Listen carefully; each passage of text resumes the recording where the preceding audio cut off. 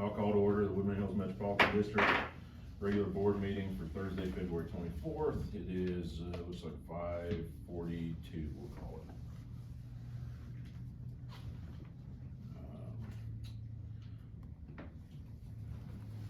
Item 2 be roll call. Stacy Popovich present.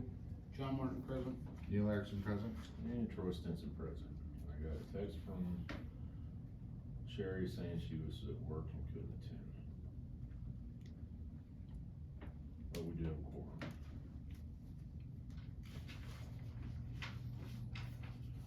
Item 3, oh, you moved it down to item 20.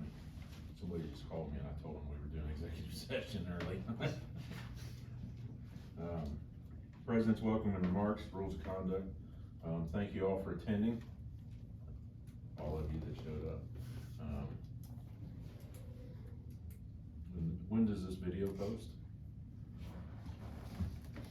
Say, within 3 days. Okay. Within 3 days. All right. I'll let you get to the election report and resolution when we get there. But welcome everybody. For those that watch this video, we appreciate you taking the time out of everybody's busy lives and schedule to watch it and be involved in what's going on in the district and your community.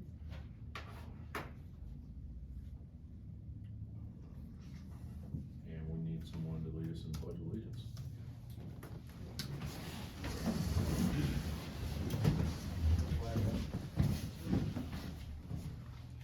I pledge allegiance.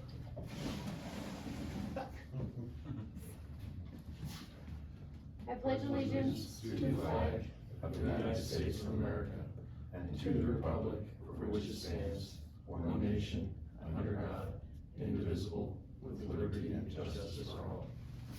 Thank you.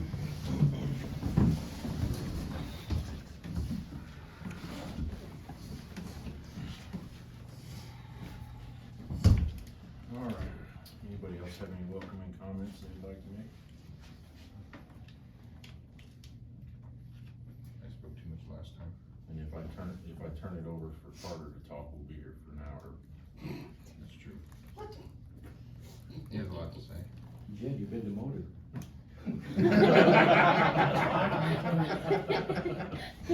Alright, item 4, approval of disapproval of the agenda. Hold on, I gotta grab my phone book. I've got more documents up here than, Hey, listen, you guys moved from not getting enough documents to That's getting true. too much, so. but actually it looks a little more organized than my desk.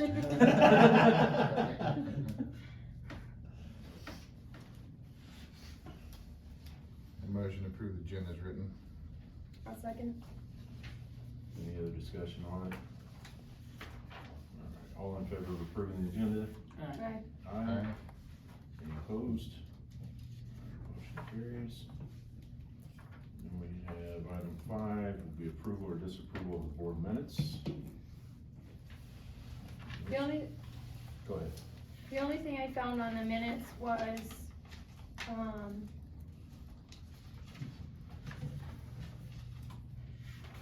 there it is. On the purchase of the Zamboni, could we fix the motion to put the dollar amount that the board approved in there? Just to be a little more specific, we're specific in a lot of things, but that one was just approval of a Zamboni. That was part of the budget, right? No. It wasn't? No. No. But we didn't have really a way to clean the floor, so I just wanted, What does Zamboni cost, Jed? The exact amount, I don't know, but we're around 8,000 and we bought some supplies, cleaning solutions, extra bags, stuff like Yeah, I that. think it was about all up, like 85, 8,500, somewhere around there. Cause you had to get the cleaning supplies, the pads, scrubbers. more scrubbers. The actual Zamboni itself was around 72, Yeah. 7,300. Okay.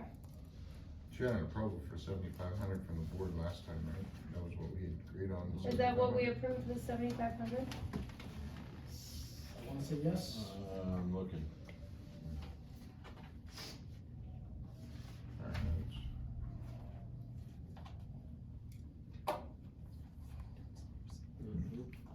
I'm looking still.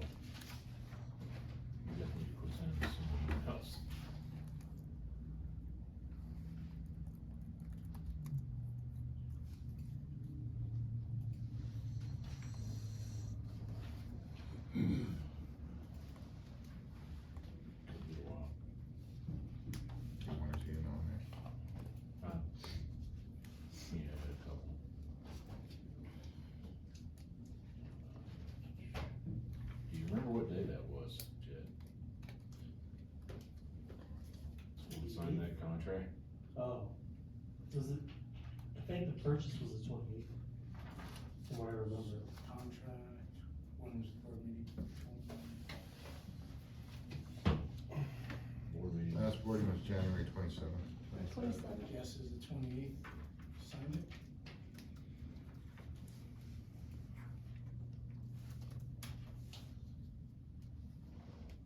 On the, in the board packet on the 27th, I think the dollar amount was written on it. I just didn't bring that packet with me. I didn't even think to grab it. I'll probably have it in my email. So, that would be my only, adjustment. It's August. All right, do I have a motion to amend the, do we just want to amend the agenda Well, then Amend the minutes. minutes? or the minutes? Yeah. Motion to amend the minutes to reflect the board approval for the amount for the floor scrubber. I'll second. Any other discussion on it? All in favor? Aye. Aye. Just add the price.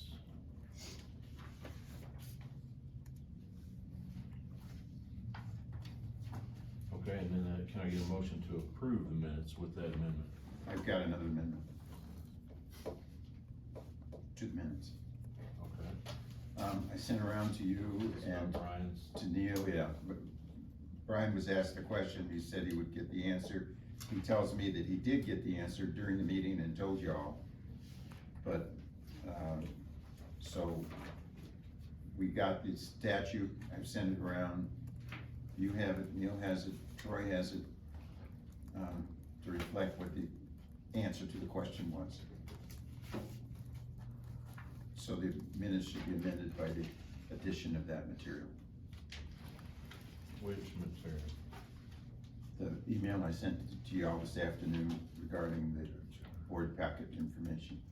Regarding Notice of- notice requirements for meetings. So what is the answer? The answer is, if the notice, I'm gonna read. Okay. If the notice of the meeting is posted in a designated public place, no less than 24 hours prior to the holding of the meeting, the public place or places for posting shall notice, such notice shall be designated annually at the local public body's first regular meeting of each year. Okay, to try to do that in English, post a notice in a public place at least 24 hours before the meeting. As I understand, y'all do it in 3 places now, Mm-hmm. so what you're doing is fine, just 24 hours ahead. I think the question was, do we still need to do it in 3 places? No, one Okay. place would be okay. One is enough, is sufficient, at least 24 hours in advance. So I copied your statute, we'll include that in the minutes. Okay. For the CRS 24-6-402C.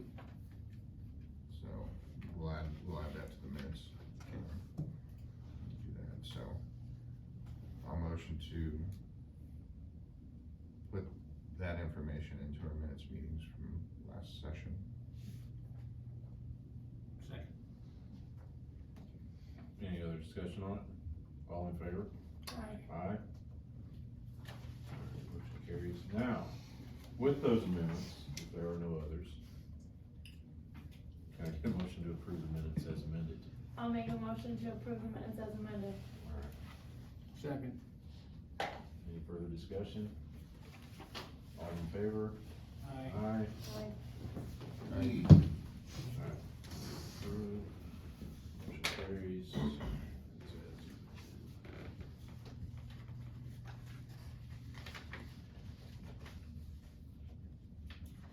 Attorney's report. We've got a variety of matters to cover, but they should be covered in executive session. Okay.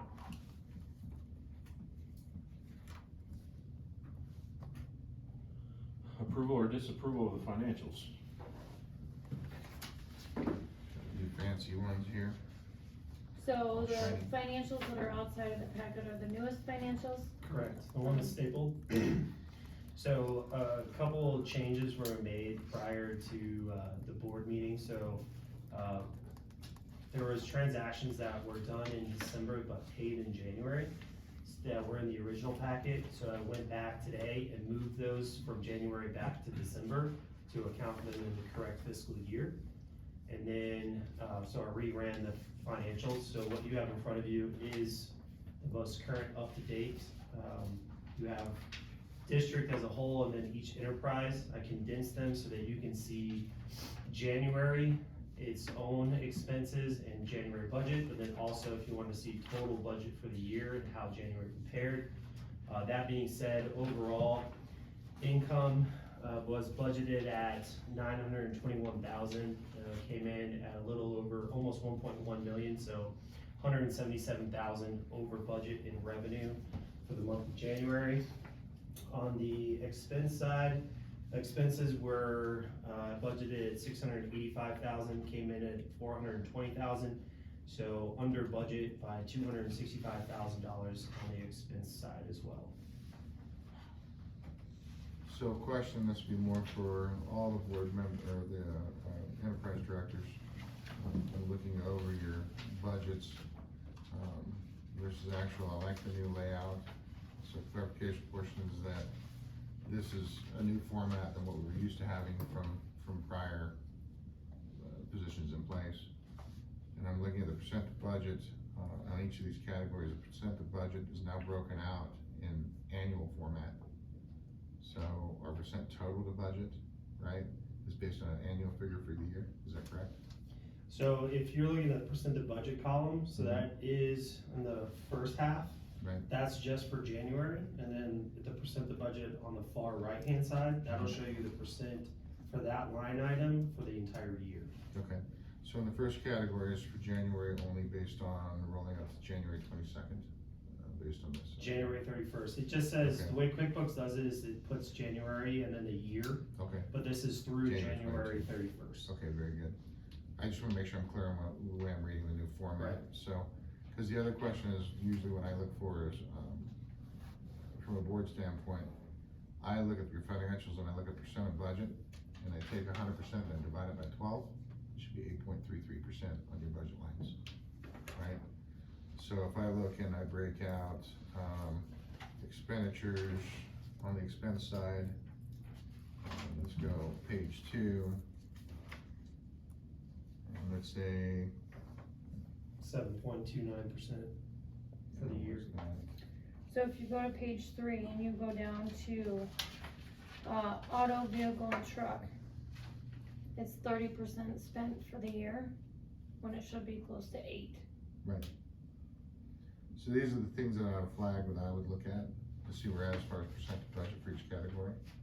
And then I'm assuming that these, is this total or is this broken up per enterprise? It's broken up per So- enterprise. The first 2 sheets are total, and then the enterprises are broken down individually after that, starting with water and sewer and something like that. So then prospectively, each one of you should be looking at your budget lines in the same retrospect at 8.33%, right, per month on your total, percent a year, and then as the months go on, of course, it adds up. It'd be, February would be 16%, right? And then March, you add another 8% to it. And that tells us percent a year goal, and that tells us whether or not you're over or not. That's when we start looking at lines really, really close. Well, one question, Yeah, but it's gonna be different. one question I have on that is, so, we were talking about this earlier today, so something like repair and maintenance, Mhm. like right now I'm at like 5%, but we could have something catastrophic happen tomorrow that just bam. So, by trying to break that up, like telling us like you're giving me an allowance every month, I can't go over that. But there, I could go 3 months and not use a budget line. Sure. Then 1 month something happens and I gotta dig into it deep. And likewise, we put it into contingency funds, we have some funds that are set aside for that type of thing, and will get reclassified if it's done correctly. But for the yearly budget, what I'm allotted, I'm still not going over that, Right. it just, the way you're doing it, it looks like I am. Right. And so what I'm saying is that not necessarily that you're wrong, it's just we need to be able to speak to it, because we'll sit here and we'll take a look at a line item and say, construction water use at 12.04%, right? Is that in line? It's not. So those are the questions your board are probably gonna ask. I know I will, I know Stacy will, for sure. I look at it different. I've been up here long enough to know that our expenses and revenues are gonna be different through the summer months as the winter months. So our revenue versus expenses are gonna gonna fluctuate throughout the year. I'm looking at the yearly. So realistically.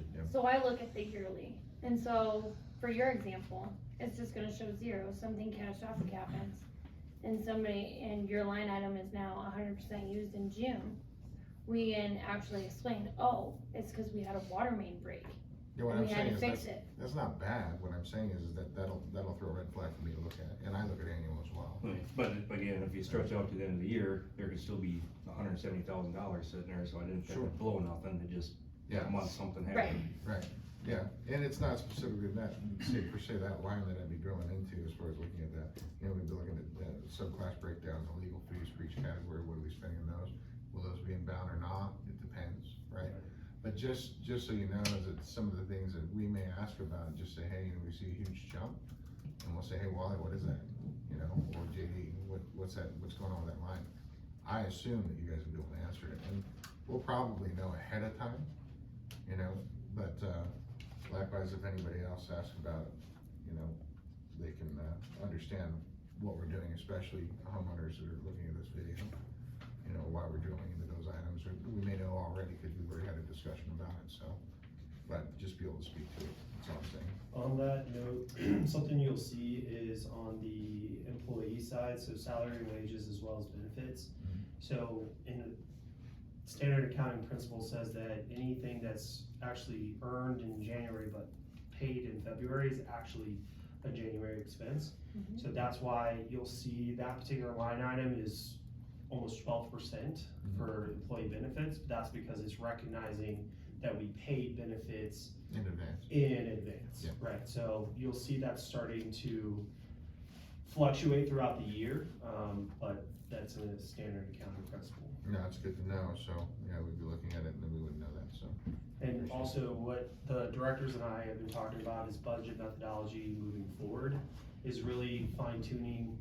Instead of saying, hey, budget for the year is 2 million for this expense, and we just divide it by 12, we really look at seasonality, and we Right. say, does it make sense for, you know, landscape maintenance to have $5,000 for the month of January when we don't do any maintenance really in winter months? Right. But we need $10,000 in the months of spring and summer, so that we can right-size these line items by month and by season. So Right. that's what we're working on as we go into future budgets.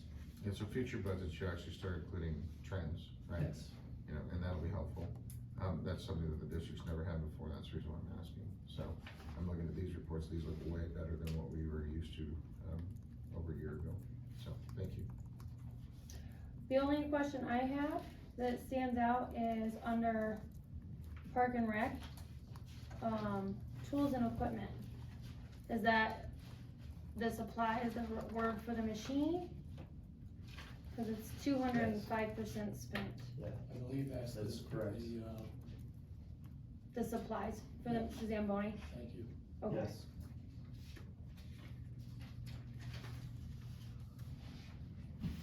Have you named the Zamboni yet? Zelda, Zelda's Shot your picture Zamboni. in use, I saw it. Who's the fancy writer? that was correct. He loves driving. well, he drives during the day.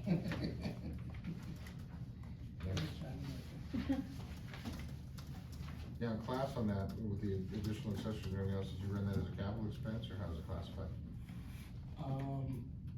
Shoot, what did we put that as? It was split out between tools and equipment and supplies. So tools and equipment, the actual Zamboni purchase itself went under tools and equipment, and then the supplies for the Zamboni went under supplies. Okay. That was all? And then did that machine require any additional insurance or coverage or anything else? We're waiting. Did you get that Jed email? submitted everything to the insurance broker. Okay, We're waiting to see if that's gonna change the P&L policy. If that does, we'll I think that adjust. just came in today, I think $17 a month Okay. okay, addition. Did she send it directly to you? Yeah, I thought I forwarded it to her, okay. I'll double check. So yeah, not much of an increase. We don't have to, I know I was talking to John about this, we don't have to insure individual people, just the machine itself.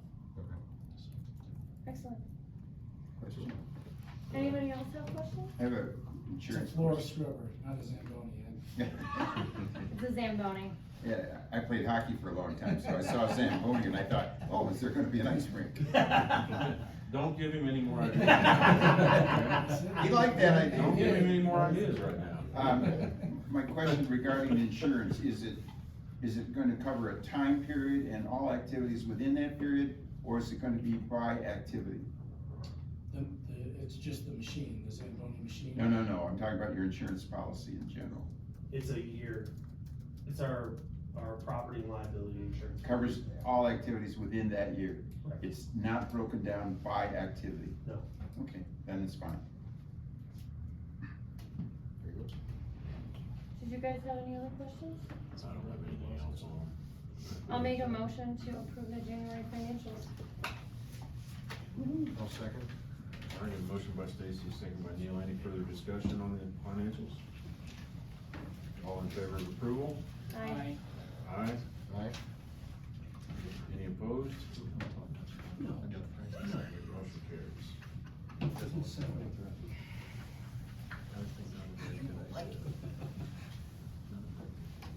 All right, item 8 is the election resolution for the 2022 regular district election. And we have a resolution on Neil has it as well. that. Okay, there we He has the one that I need you and Neil to sign from. go. Okay, let's, cause I didn't see it annotated in here. Do you wanna speak to the, Wayne's report? I will. So Wayne Williams, our DEO, is out of state, so I'm going to be reading a report he prepared regarding the election upcoming. So point number 1, the publication of the call for nominations appeared prominently at the top of the district's website beginning February 4th through the present, and it was also published in the Ranchland News on Thursday, February 10th. Self-nomination forms are available on the district's website and at the district's office.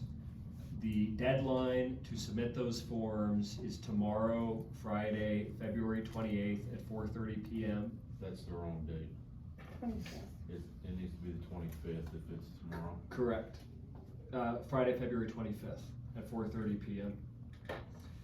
As of the close of business on the day that Wayne prepared this report, which was February 21st, he had received a self-nomination form from one current candidate, which is Stacy Popovich.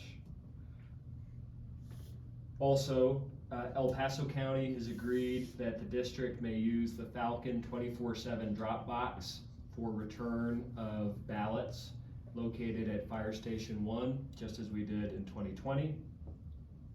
And finally, the contract with Runbeck Election Services was executed by the district for the printing and mailing of ballots. Envelopes and secrecy sleeves have been designed for both domestic and UACAVA voters, which stands for Uniformed and Overseas Citizens Absentee Voter Act. Very good.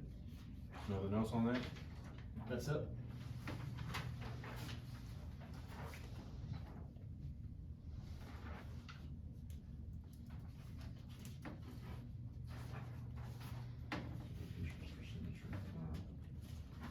And this is the resolution. So for those that are watching or that are putting word out with the election, there are not 4 nominations after close of business tomorrow night. Thought there'd be 4.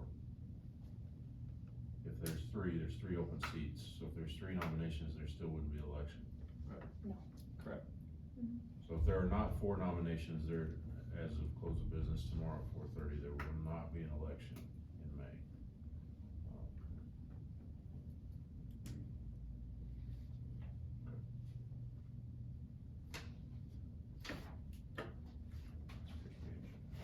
So is this the same one or?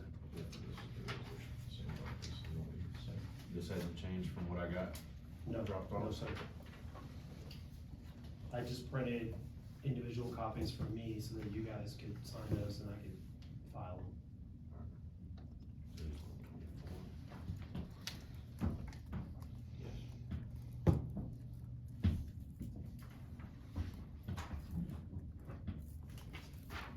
There you are, sir. All right, can I get a motion to approve the resolution for the 2022 regular district election? I'll make a motion to approve the election resolution for 2020 regular district election. Second.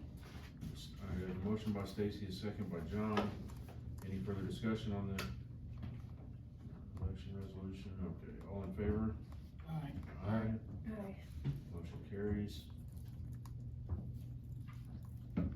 Item 9 is the banking resolution.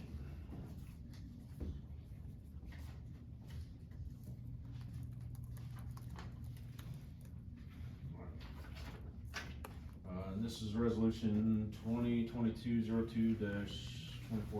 It's a resolution of the Board of Directors, Woodland Hills Metropolitan District, authorizing its agents to act on behalf of the district in banking transactions.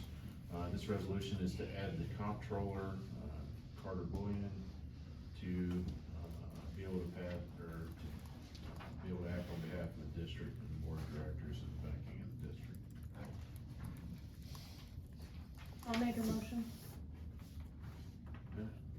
I'll second it. A motion by Stacy and a second by myself. Any other discussion on it? All in favor? Aye. Aye. Aye. Right, motion carries. Yes, sir. All right, next will be item 10, and that's the delinquent account resolution. This is not so part of this gig every year. Resolution number 2022-02-24-3. It's a resolution turning outstanding accounts over to El Paso County for collection via taxes.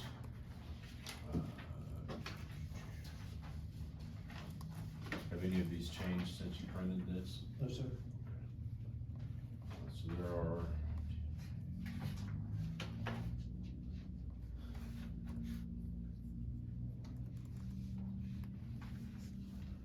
accounts on here totaling $11,112.47.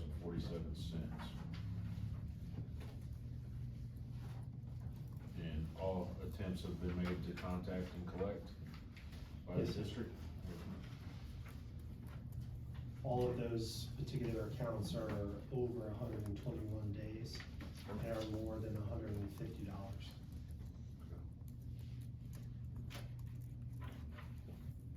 All right, can I get a motion to approve the resolution? I'll make a motion. All right, got a motion Second. by Stacy and a second by John. Any further discussion on it? Okay, all in favor? Aye. Aye. Any opposed? Okay, motion carries.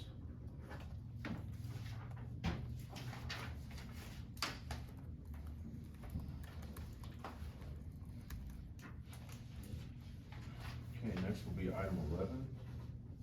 It's a resolution 2022-02-24-4. It's a resolution adopting changes to the district employee handbook. States Woodland Hills Metropolitan Districts, quasi-municipal corporation, political subdivision, state of Colorado, duly organized and existing special district pursuant to Title 32 of the Colorado Revised Statutes. It's basically, that's, section 1 of the handbook for the district employee handbook will have additions included related to employee overtime pay in order to be in compliance with the state of Colorado. Such additions make clear what time worked is deemed regular pay versus overtime pay. Any employee that works more than 12 hours in a typical workday shall receive overtime pay for all hours worked over 12.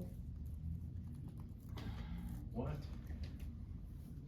Does this need to say hourly Yeah. employees? I noted, cause it's reading any employee It should be hourly employee. or non-salary. Could you say non-exempt?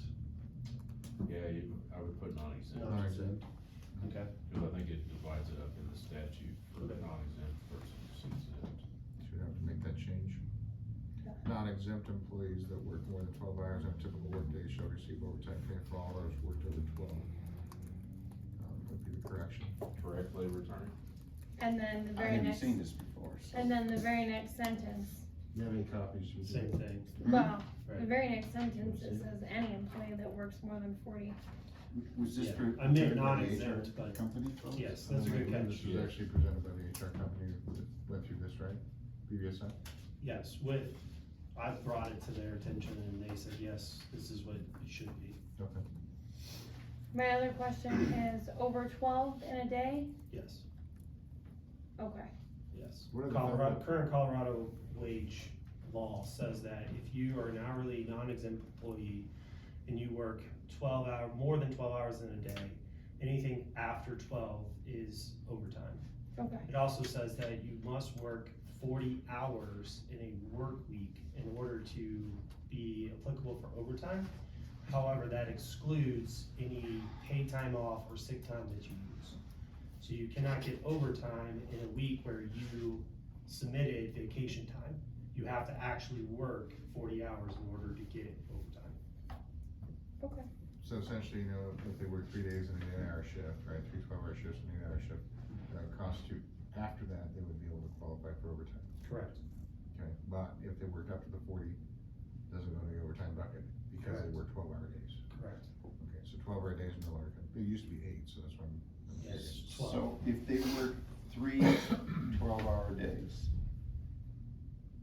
no overtime, 3 12-hour days, no If you go overtime. over 12. No, then I'm- yes. Yeah, no overtime. No overtime because they're under 40. Right. So you could have that scenario, but not have to pay overtime. Correct. But if you work 113 and You nothing would- else for the week, then you are. You would get 1 hour of overtime for that 13th hour. Gotcha. So what you're saying is, Wait, hang all on. the folks at the office. No, you have to have 40 hours in the week. No, No, you have to It's just work that separate. 13th hour. it's a separate. more- Any employee who works more than 40 hours in a typical work week shall receive overtime for any hours worked over 40. So the separate statement Excluding is, if you use paid time off during that week. I'm just reading what it says. so So the if you work- separation, it If says, you work 9-hour days at the end of the week, you'd have 5 hours of overtime. Yes. Or if you work 13, 13, and 13, you'd have 3 hours of overtime, even though you didn't hit the 40. cause it's two separate sentences here, one says any employee that That's works more my, than 12 hours. that's what I'm trying to get to here, is there, one is independent of the other. Correct. And that's why furthermore, any employee that works. I would so- split that. Okay. Just split it into a separate statement on there, a separate paragraph on there. Okay. And as it's written in the handbook, so that it's distinguishable, that they're two separate things. So And then- 9 times 5 in a week is 5 hours of overtime. 12 hours for 3 days, no overtime. And if they work less than 40, they owe us money back.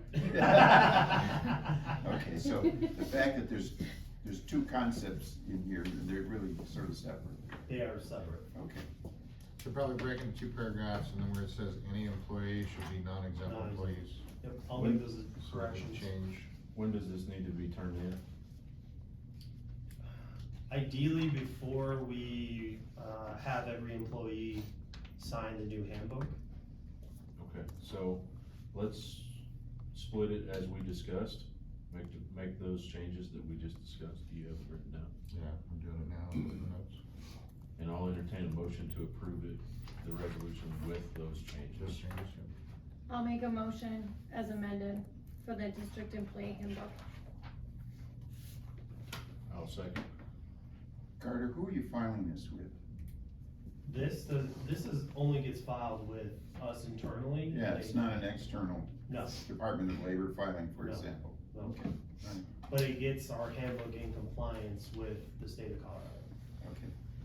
All right. With Title 32 or with the labor laws? labor laws. Motion by Stacy and second by me.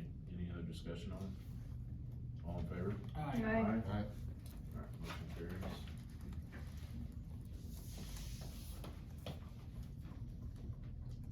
Alright, if you can make those changes, I'll stop by and sign it tomorrow. Okay. just change those stuff I sent it. Appreciate that. Get those changes, I'll drive by and wave. Hey, we put new candy out for you. You did? Yeah. Good. Ooh, new candy Oh for my each other. gosh. Are they like Ronald Reagan jelly beans? I thought that was Carter. That was great. No, he's a Reese's guy. No. Yeah. I did homework. Alright, item 12 is the annual administrative resolution. This is resolution 2022-02-24-5. At the regular board meeting, or meeting of the board of directors, Woodland Hills Metropolitan District, El Paso County, no 5:30, Thursday, February 24th. Woodland Hills, move to adopt the following resolution. You're posting this, right? I'm not gonna read the whole thing. So the one that I provided Neil today, there was one revision, while we caught it. So there was reference to general manager in one of them, so, change that to the correct person. So the one that Neil has would be the one that you would wanna sign. This is our standard annual administrative resolution, which talks about our fiscal year, has the comptroller listed, the board of directors. Our designated newspaper for posting and circulation is Ranchland News. Meeting locations are here. We didn't change that.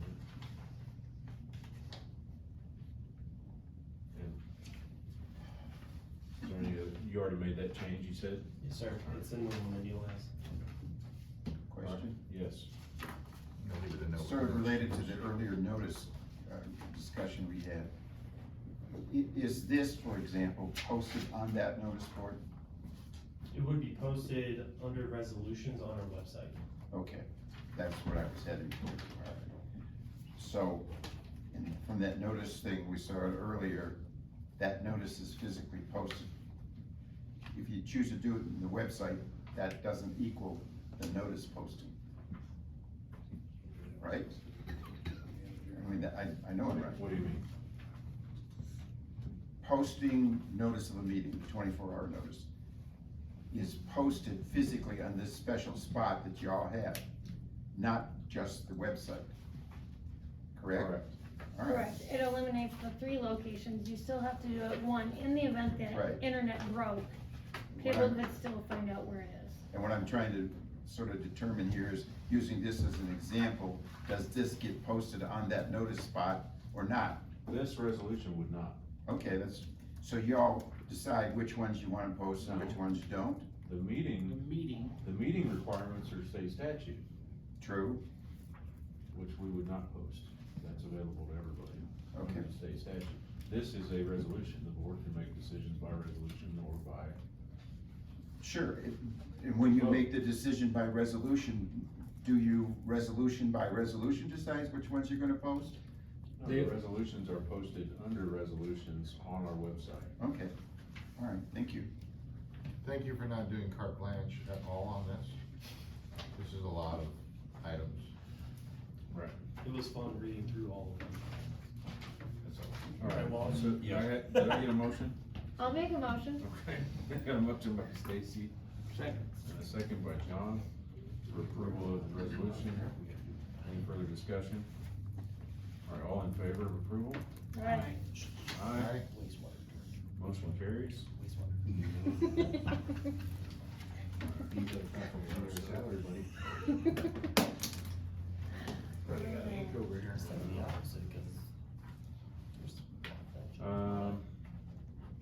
All right, here we go. Discussion of wastewater treatment plant expansion. So what are we discussing? I don't have anything in here on it. I don't have anything either, I don't remember reading anything about it. Well, we don't have anything in here, but please tell us, as far as price tag So, on a Rig 41 expansion.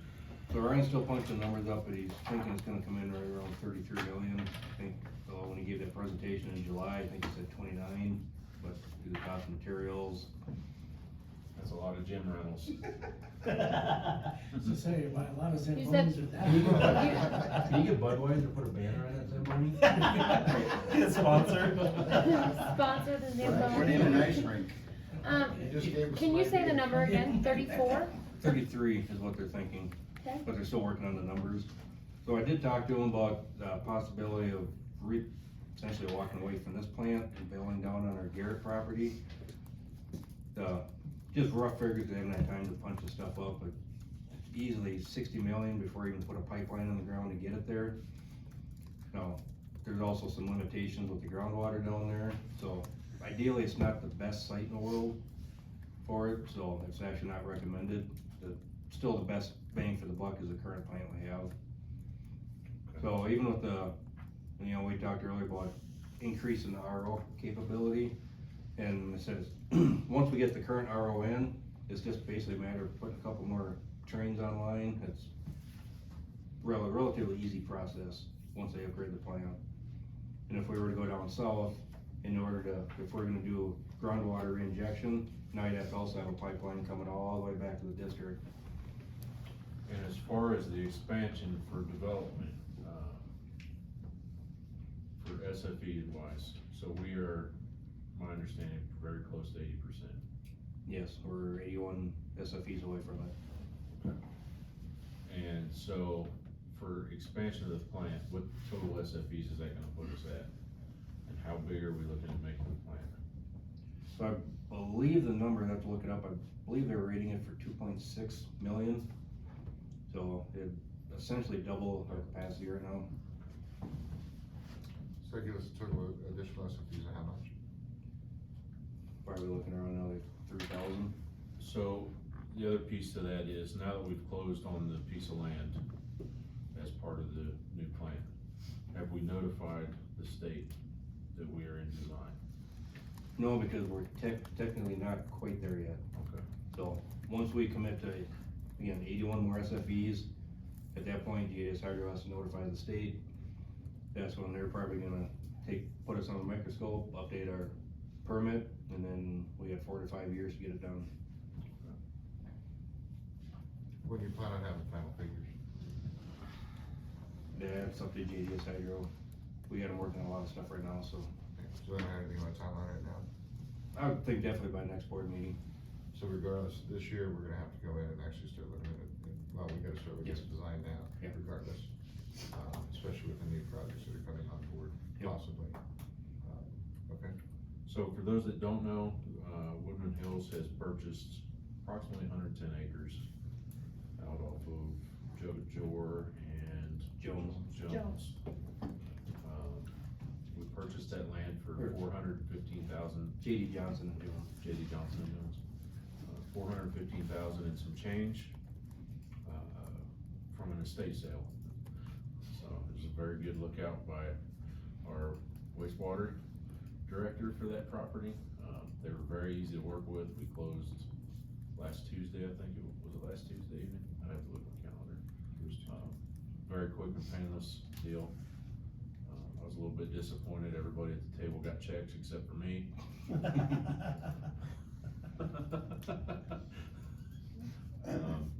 But the district should have got a check. Yes, Okay, it's been deposited. okay. So, There was a glitch which we fixed. yes. The title was not clean.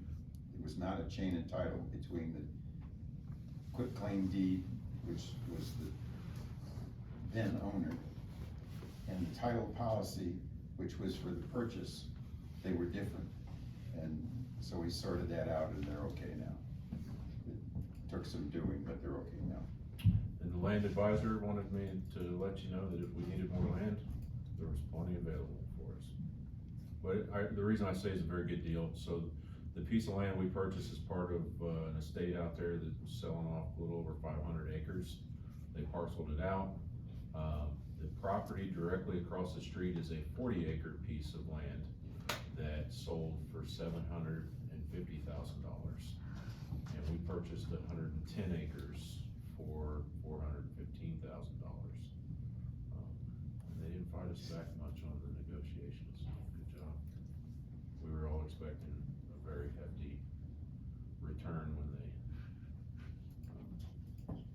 was 110 acres in the quitclaim deed, the actual sale was 104.5. So it's good.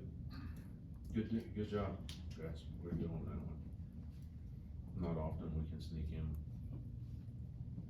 like that, so. I'm gonna say keep, for future reference, probably still keep an eye out for additional land. We'll talk about opportunities with that as we grow. Well, someone told me I can't look at Realtor.com all day, so. That's very true, that's why you have someone else look. I called him when I was leaving the closing office, because I asked the real estate agent, I said, how did Wally find you? And she said, Realtor.com, and I said, while he was at work? There you go. Isn't that your screensaver? So could we go into the planning phase prior to the 80? Or do we have to wait? We can, I mean, we can push that button and notify them that we're gonna go ahead and go into design phase. But, I mean, But if for some reason. technically, so here's my point in that question, is technically, since we've purchased the land, that land is assigned to that expansion of the plant. So technically, with the purchase of that land, we are already in motion of designing the new plant. So realistically, as of closing last week, we are in design phase for the new RO and expansion. And that's the only reason I asked that, is because I wanna make sure we don't miss any deadlines with notifying the state that we're in design phase, instead of getting slapped over the head with some, no notice, hey, you guys are over on SFEs or whatever, cause we all know how that works, how we measure SFEs, and if somebody from behind the desk up there comes down and decides to measure SFEs and says, no, I think you're off. I mean, what's So let me 80 ask- SFEs right now, is that, what percentage is that of the plant? Of what we have now, Is that like 5%? of what's remaining, or? Yeah, to get us to 80%, is that like 5%? Yeah, no, it's probably closer to 3. So can we run a capacity at 100% if we're in design phase? No, We have to be so we constructed. have to stay under 95% capacity, or what do they find? So I think at 95%, I think we probably want a number, as far as how many SFEs we would be able to run up So to I think 95. 8, I don't remember how it goes, 80 you have to be under design, I think at 85%. I think at 85, I believe you have to be under construction, and basically don't ever hit 95%, you better be online and meet your quota then. Just trying to figure out where our maxes are with everything that's going on with projects and building out here, and what we need to do so we don't hit that capacity, and then likewise, we're on timeline for doing what we need to do for pre-approval, or, pre-build, and then notifying the state and so forth, so. I have a suggestion. I saw a lot of material regarding the financing side of this, discussions about bonds and so forth. I'm suggesting we get a bond lawyer ready to go, or, catching up to what's going on. We have one. The fellow who did the last one before.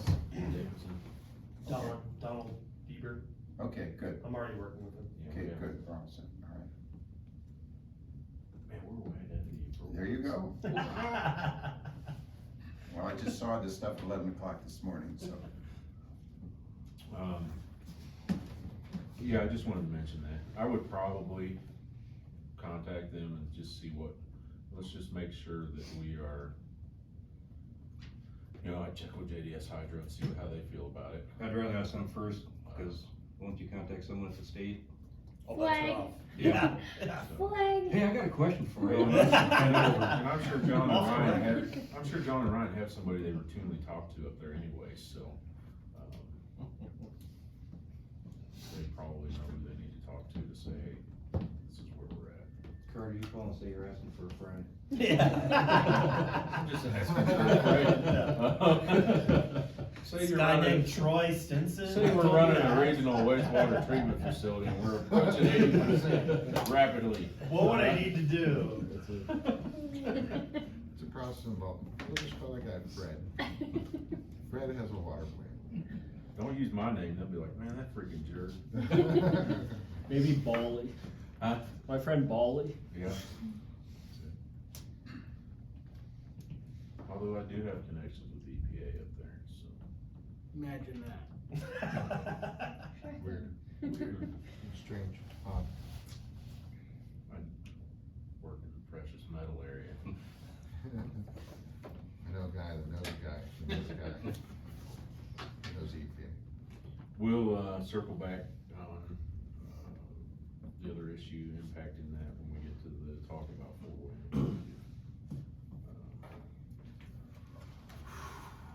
What's next on the agenda? Item 14. This is what I just heard, after all that you guys got me land to build a mini golf course. An ice rink. Ice rink. Nice rig. Sky's the limit now, right? Well, and you're Is that gonna what I have to heard? get some buses to bus them out there too.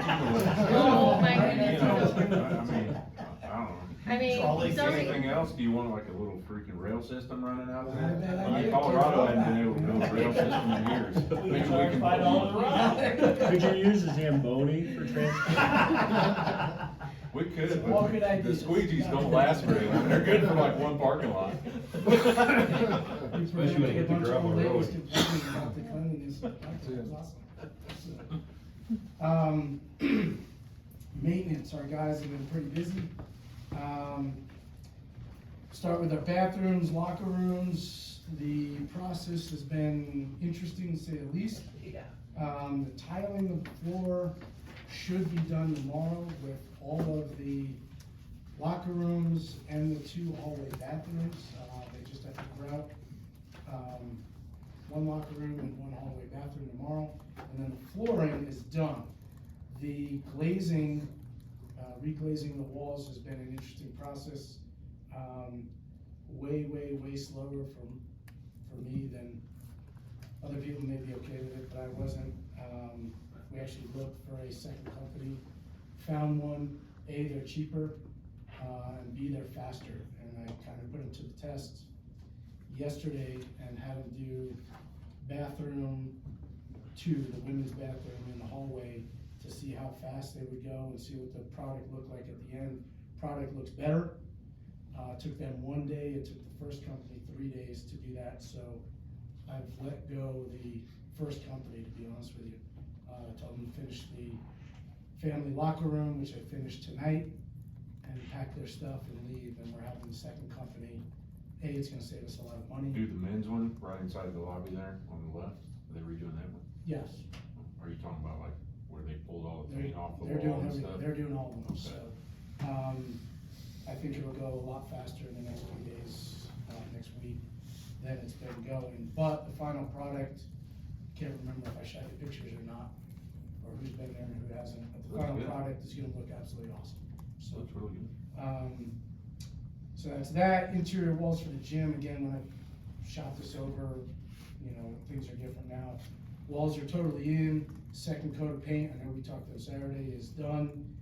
The baseboard was being put in today, so that should have been done by the time they left this evening. The last piece, and they didn't come in this week, I was told it was possibly this week, are the transition or ramps, whatever you wanna refer to them, as far as the entryways and doorways. So hopefully that'll be in the next week or so. Hallways over there have been repainted. Locker rooms are in the process of being repainted over there. We had an electrical issue in the RCE in front lobby area, where if you tried to do like the microwave and a space heater at the same time, it popped the circuit. So, Ross Electric came, that was fun. And we put a couple new, outlets and ran some more wire for us. Exterior lights were added on the backside. I know that was an issue for when our generator was stolen. So they're up and running. Second water heater downstairs, the first one had to be replaced, I wanna say 2 months ago, give or take, we can double check that. The second one went bad on us, rusted out, so that was replaced last week. Pool pumps, they were leaking over at, we have a lot of, I'm not gonna sugarcoat this, there's just a lot of stuff, and everything's about 20 years old, and it just slowly goes, and as we catch it, we're trying to be proactive and get it before it goes, but it's happening. And so anyway, there's pool valves were replaced. Again, I can't remember if I shot you guys pictures of those. They've been updated, I'll shoot those over. While they were there, we had the company go through and basically do both this pool shed and that pump room, and just try to be proactive on this and tell us everything that's wrong, and put an entire price quote together for us, and try to get ahead of it instead of being reactive when these things go and then rushing to do it. So we have two companies giving us price quotes. That's kind of later in my thing. Front Range Aquatech is the one we've used, and they're the ones who built all this stuff for us. They did the inspection recently. There are more valves and lines that are old and cracked at the indoor pool that need replacement. There's an outdoor pool pump here, which we already knew about. The chlorinator, they both need to be replaced. They're recommending a new pool heater here for the outdoor pool. They're also recommending to switch out the pool lines, which were installed at 2 inches diameter instead of 3 inch. And those also are recommending to be replaced. And again, I'm waiting on a price quote for that, but trying to get ahead of that one, especially for the summer months, so we don't have to shut down and hear from anybody, and then not have the outdoor pool access. So we're on top of it. On a side note, and I know I didn't put that in there, but we have finalized a maintenance manual over the last 2 weeks or so, and it has everything from yearly and monthly and weekly maintenance calendars to preventative maintenance type work. I know John and I have talked about that, and it is done. You guys can have a copy of that. I can email it to you if it's easier. Just so we're not running into all this stuff 5 years or 10 years down the road. Everything should be kept up properly going forward. Did you include things like for this building, the furnace filter? Yes, sir. I like furnace filters. I thought I got a reaction, but I didn't. We put our brains together and we tried. And tried to come up with every single thing, that from filters to air handler filters to belts to utility vehicles, lawnmowers, everything. So, and again, you guys can go through that. If you think of stuff that we missed, please let us know. So that's maintenance. We've repainted, I don't know if anyone noticed, this building, this room. So I think the I guys noticed have the done blue all that. was gone. I noticed right away. Okay. Out on the eastern Hopefully you like seaboard it. anymore. The light switches are a little colored though. Light switches. Yeah, Cover we, plates. cover plates? Yeah, there's a couple that have some. There's a reason we're down a maintenance guy, Gotcha. we have to hire a new maintenance guy. Gotcha. He cracked some cover plates. So, that happened about a month ago also. There's definitely some touch up here, but I think, things are going in the right direction. Blah, blah, blah, what else is on there? There was a big leak inside the walls, and we've talked about it. I think you guys were updated about that in the bathrooms. And again, we're glad that we caught it at the time we did, as we're remodeling, instead of the new tiles being put in, everything done, and then finding it. But that cost a few bucks to have that repaired also. I'm still waiting for that invoice to come in. So it's Carter. Oh, I'm sure. So, anyway, we had a lot going on All the I'm last 4 seeing, weeks. all I'm hearing is dollar figures every time. Not 30 million, nothing that I have is costing 30 million, not at all, nothing. We're counting on gym passes to pay for that. We'll amp up the price, we'll counteract our costs, so. Activities all seem to be going well. We're promoting a whole bunch of new stuff, summer camps, spring soccer league, dodgeball tournament, disc golf league, summer concerts. Just had a lady reach out this past week. She has a guest speaker for us, and I actually love the idea. I've been trying to work with her as far as a date. He's a African Samburu warrior from Kenya who's coming over, and I think it'd be kind of a unique type thing, talking about his culture and obviously the Kenyan lifestyle and everything that kind of goes with that. So I'll kind of keep you posted. She's anticipating this summer, so hopefully that'll work out for us. But again, we're always looking for new and unique activities, as you know. Falcon bathroom, JDS Hydro's been working with me. They did get the final approval from regional for our site plan. We then have reached out to, and that was Ryan over there. Tried to get CXT, who does the prefab buildings, to kind of spearhead the permit process. They're not willing to do that, so JDS Hydro is going to do that, and then put all 4 subcontractors underneath them on that permit. And that'll come in, or projected to come in way under that 200 and 225 and 218 and all those other crazy price quotes that we've been getting. So the prefab building itself is somewhere around 80. And then Frazee Construction was somewhere around 10. You guys have those numbers from previous board members, but we're not gonna be anywhere close to those other crazy numbers. So I think that's a real positive. It's moving in the right direction.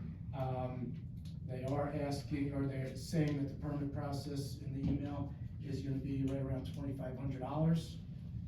So I'm asking for permission to say okay to JDS Hydro to kind of start that process. $2,500? Not 30 million, sir. Not $2,800 and change, and It may be, but I'm just going by this email that says 2,500, so. It's part of your budget. Yeah, it's For in that your project. budget, right? We have $200,000 in capital. That's what Project part of that 4. money is for. Yep. Yeah, that's what that's for, it's Thanks. already for that, approved. so just That's that work, good. just make sure you fit it in there in that budget line. it's gonna stay under that line, so. No approval needed, you can put it in your budget and just put it Okay. under that capital expense, so. Keeping you guys, don't want you to. Oh, yeah, no, sideline, thank you. so. Appreciate it. New build, kind of touch base on it. Hammers has completed everything. We have the final CO. It's been on. I think I sent you guys copies of that just for your own records. Revenue, we're actually right around 8,000 now, which again, it's slowly creeping in. I know it doesn't cover the entire cost of the building, but it's slowly coming back to us. Great feedback, as always. Like I said, the walls have been installed, the access system has been installed. We had a couple glitches with Viking Lock to start, but they've come back out, they've been great. That's been remedied. That final cost was 23,000 change, as you see there. The wall padding for underneath the main baskets, that's been ordered. You see the price tag there. And the floor scrubber / Zamboni was delivered, and Craig seems to love driving that thing around. So, and then lastly, as I said, as transitions should be in within the next week or so, hopefully, and you'll see the final price tag on that. So that's it, you're putting a new key system on the other locations, is that what you're talking about? Yes, so Okay. I know we had thrown around a million different ideas Right. a while back, everything from a fob system to whatever, and we settled on what school systems have. So you go up, you press the button, we see you, we have a monitor and speaker system set up in the front lobby of RCE. Name, first and last name, we ask for the birth date and address, just to verify, because it's very easy for you to hand out your name to him. Ask for Or- social and mother's maiden name. We may ask for more, but we're just trying to, I know your concern was always that, right? Well, it wasn't so people much kinda- concern, it's just, it was more just kind of bringing it out of what some folks do. Yeah, oh, absolutely, so I So- think we've minimized that, Yeah. we see daily people come up and say, John Smith, and, you know, we ask the other 2 points of verification, and then they walk away, so. You guys it's walk working. away? Oh, yeah, Oh, absolutely. that's good. So, So are we adding that system onto this building as well? We haven't thought about it, This is a 24-hour well, building. this one's 24, Yeah. so. I don't know if it's necessary, that's why I'm asking, I just didn't know what. I think it takes away that 24 system, right? Because for me, I use this facility most often because it's closer to my house, Right, and they use the RFID, so. If Viking has the option, we talked about it, Yep. where we could go to Viking and have all of our security systems for all properties under Viking, and it would all be independent access, but also you could monitor it as a whole. So anybody, any of the directors, myself, could see at any time what anybody's doing at any other properties, allow people entry into the properties and things like that. So that's something that we can discuss, but Jed's firing it up on his laptop at his house, answers the door. Well, I mean, one is price point Denied. functionality, I mean. Yeah. What we got downstairs is not broke right now, it's No. working, right? It's working. Yeah. It's not costing us. We actually make money off it. yeah, the thoughts. I think it's great. So, I think the Viking lock, system has been pretty good. What's that? Sorry. Talking to myself. Okay, we're cool. Sometimes. Any other questions on, the new build? Yes.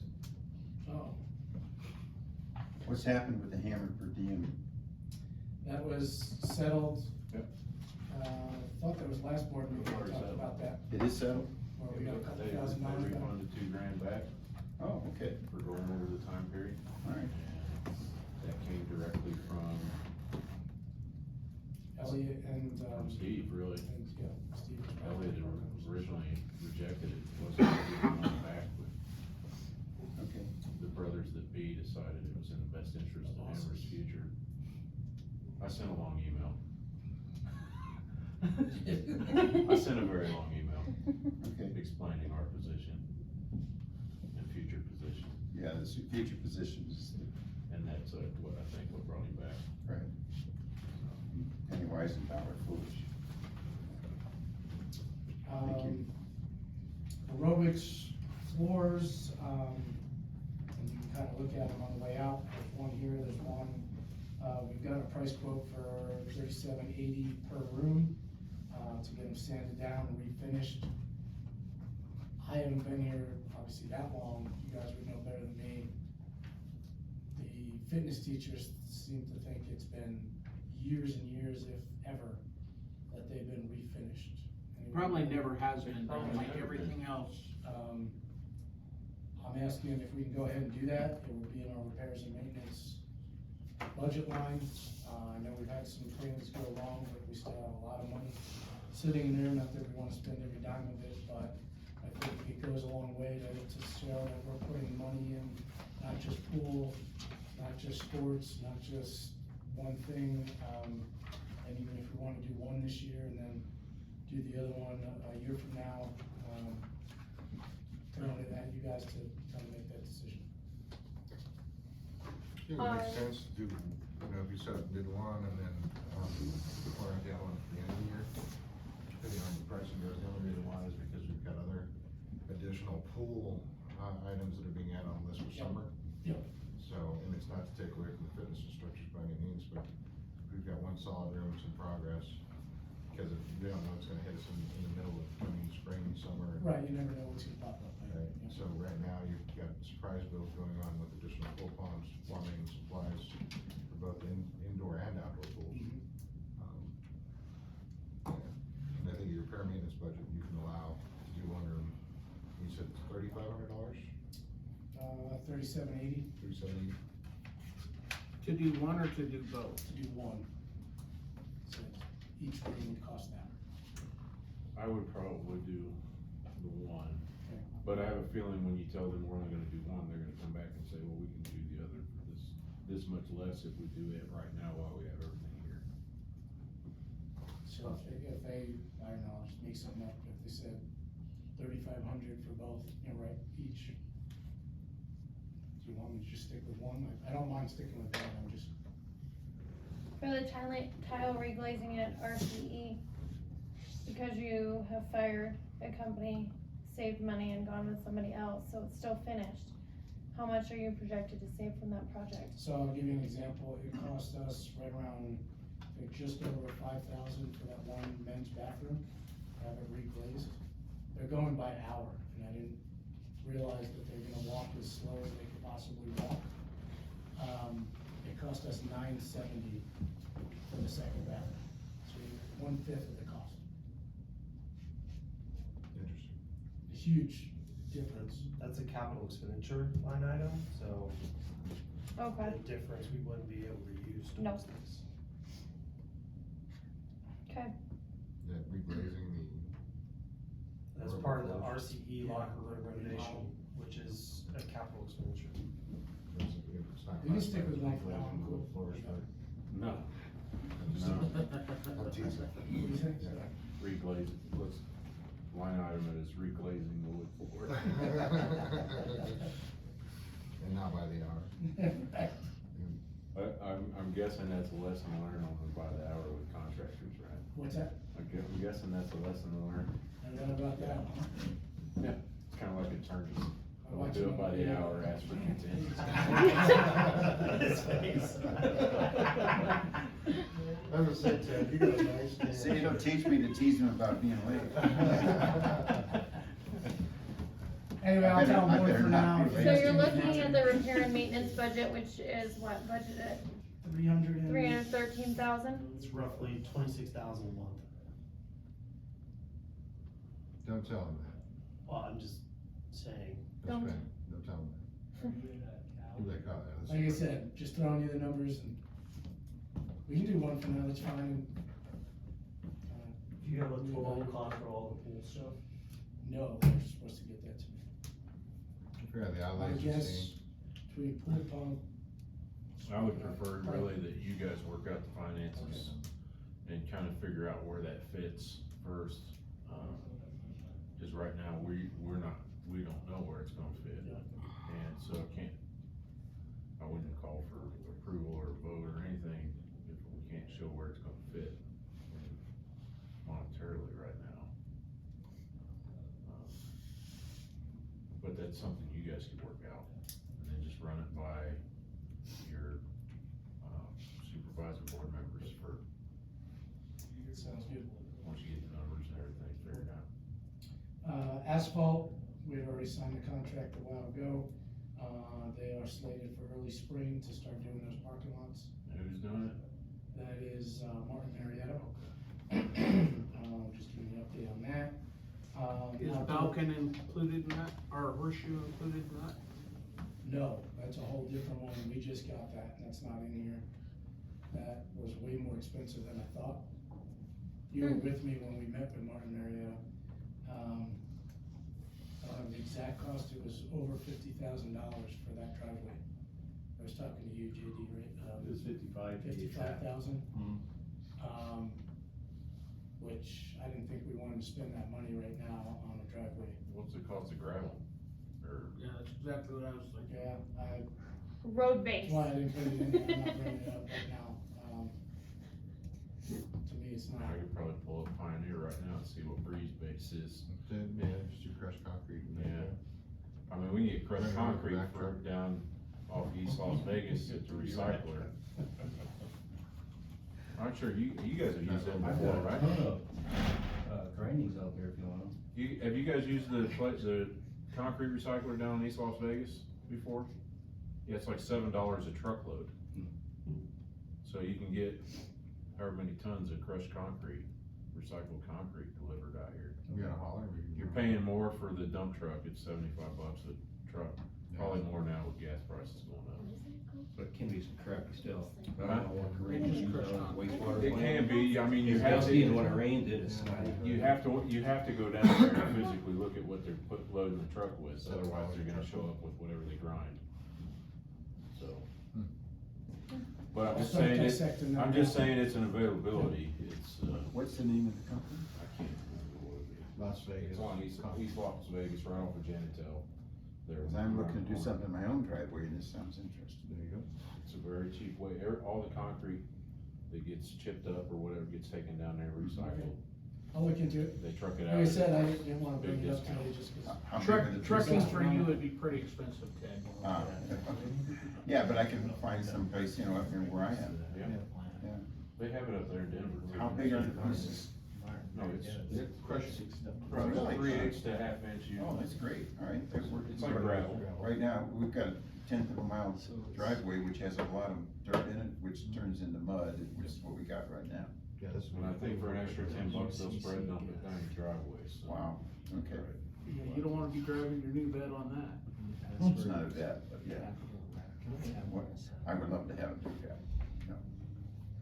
Could get that when we're done with everything else. Moving on. He'll get Outdoor there. pavilion, we're still waiting for the engineering design from Footprint Decks. We had already paid that $2,000 for that. Rentals, we continue to kind of grow and expand from that. Pasco County is now talking about both the June election and the November election, renting this room, so I'll kind of keep you posted. Drainage, we've met with a bunch of different companies at this point. We're waiting for all of them to get back to us.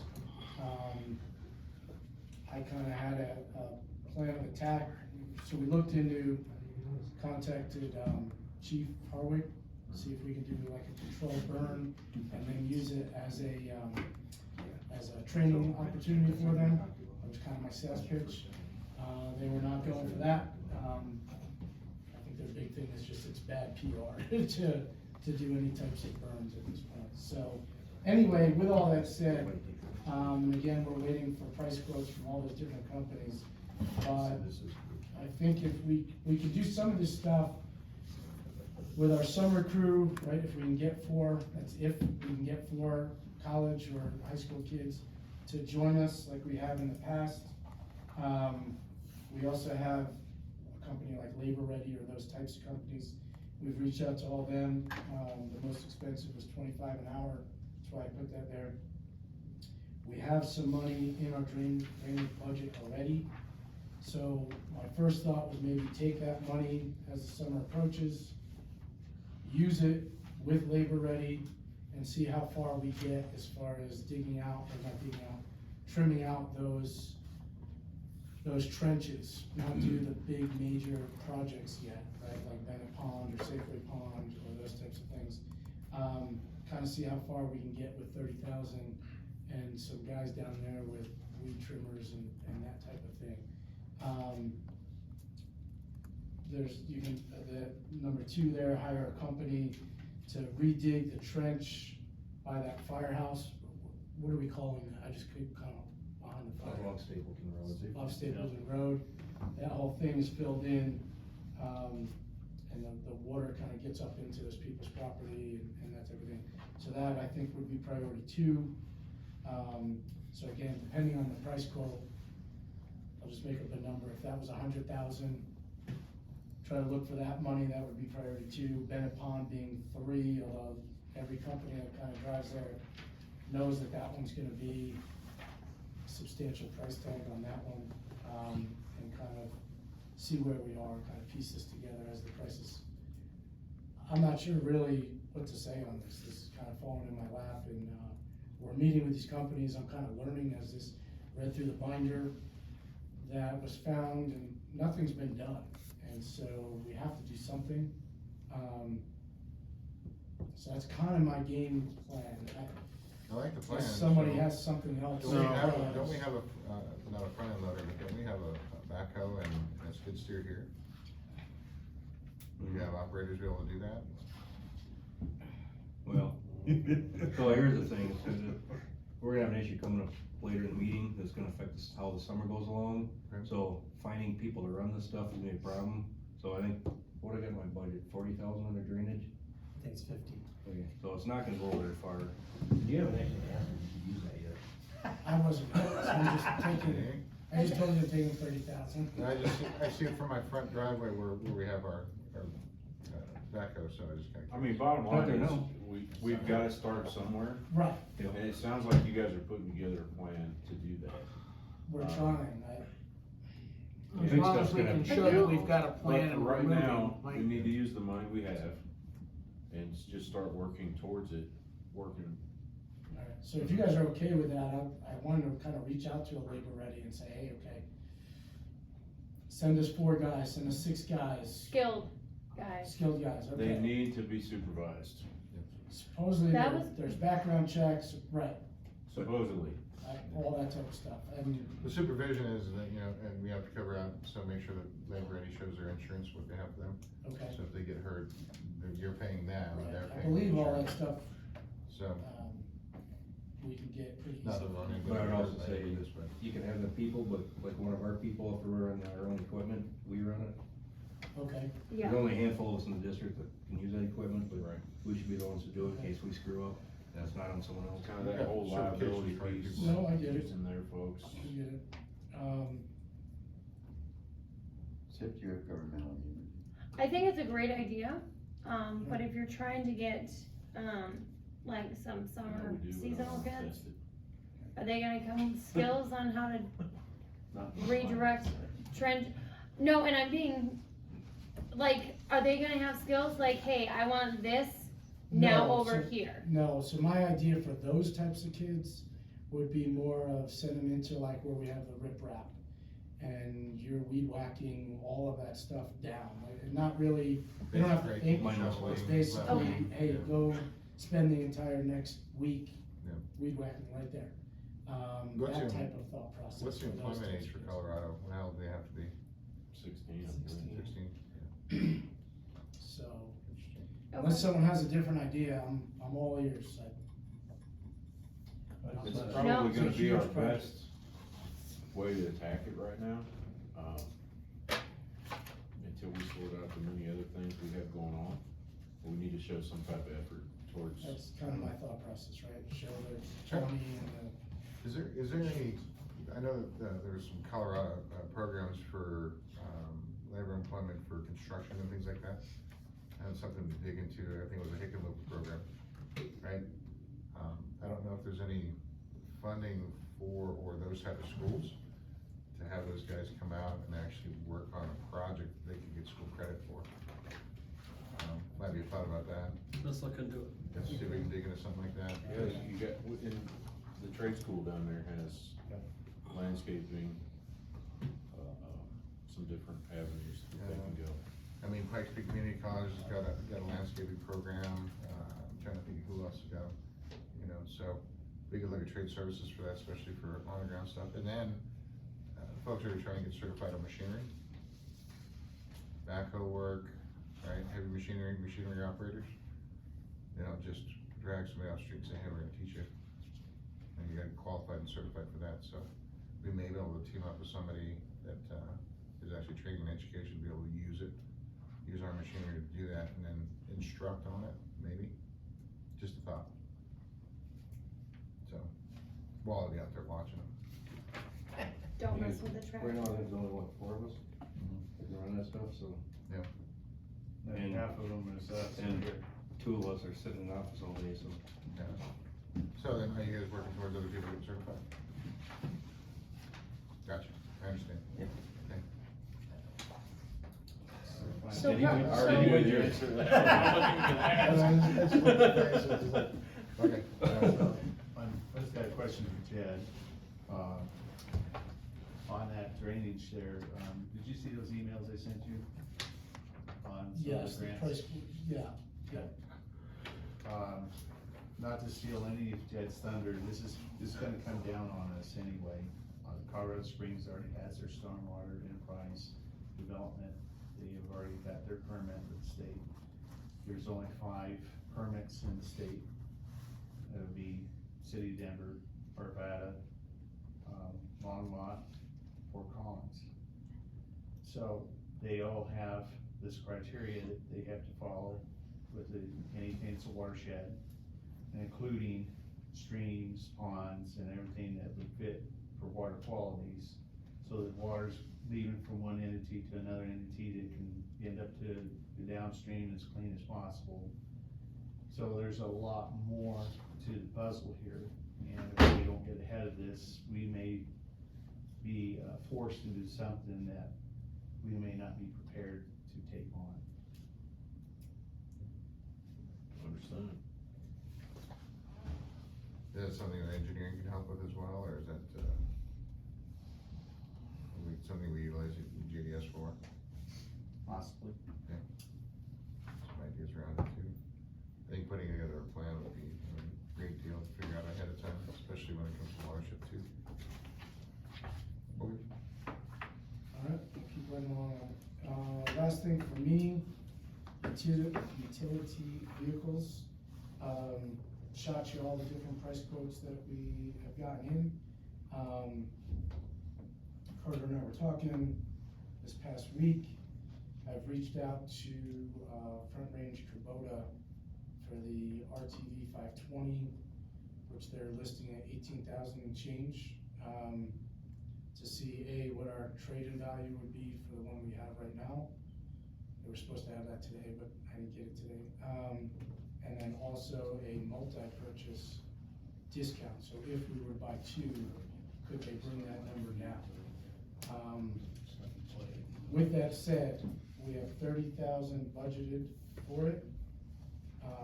In capital? Correct. Yep. We took a beating the last month with the weather, and it's hard to send, I find it hard to send guys out there in below zero weather on an ATV or an open,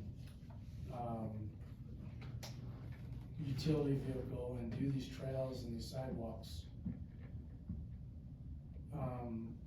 in an efficient manner, right? I mean, it's cold. So with that, the idea with these new ones is it's an enclosed cab, it's got a heat system, and obviously the plow system, etc. I looked into, different types of attachments besides the plow, like spreaders and things like that. The Kubota doesn't really have those types of things. In an ideal world, I would be asking for two, so that we are efficient going forward. We don't hear the community, and rightfully so, complaining about our trail systems not being done in a timely manner, or our sidewalk systems.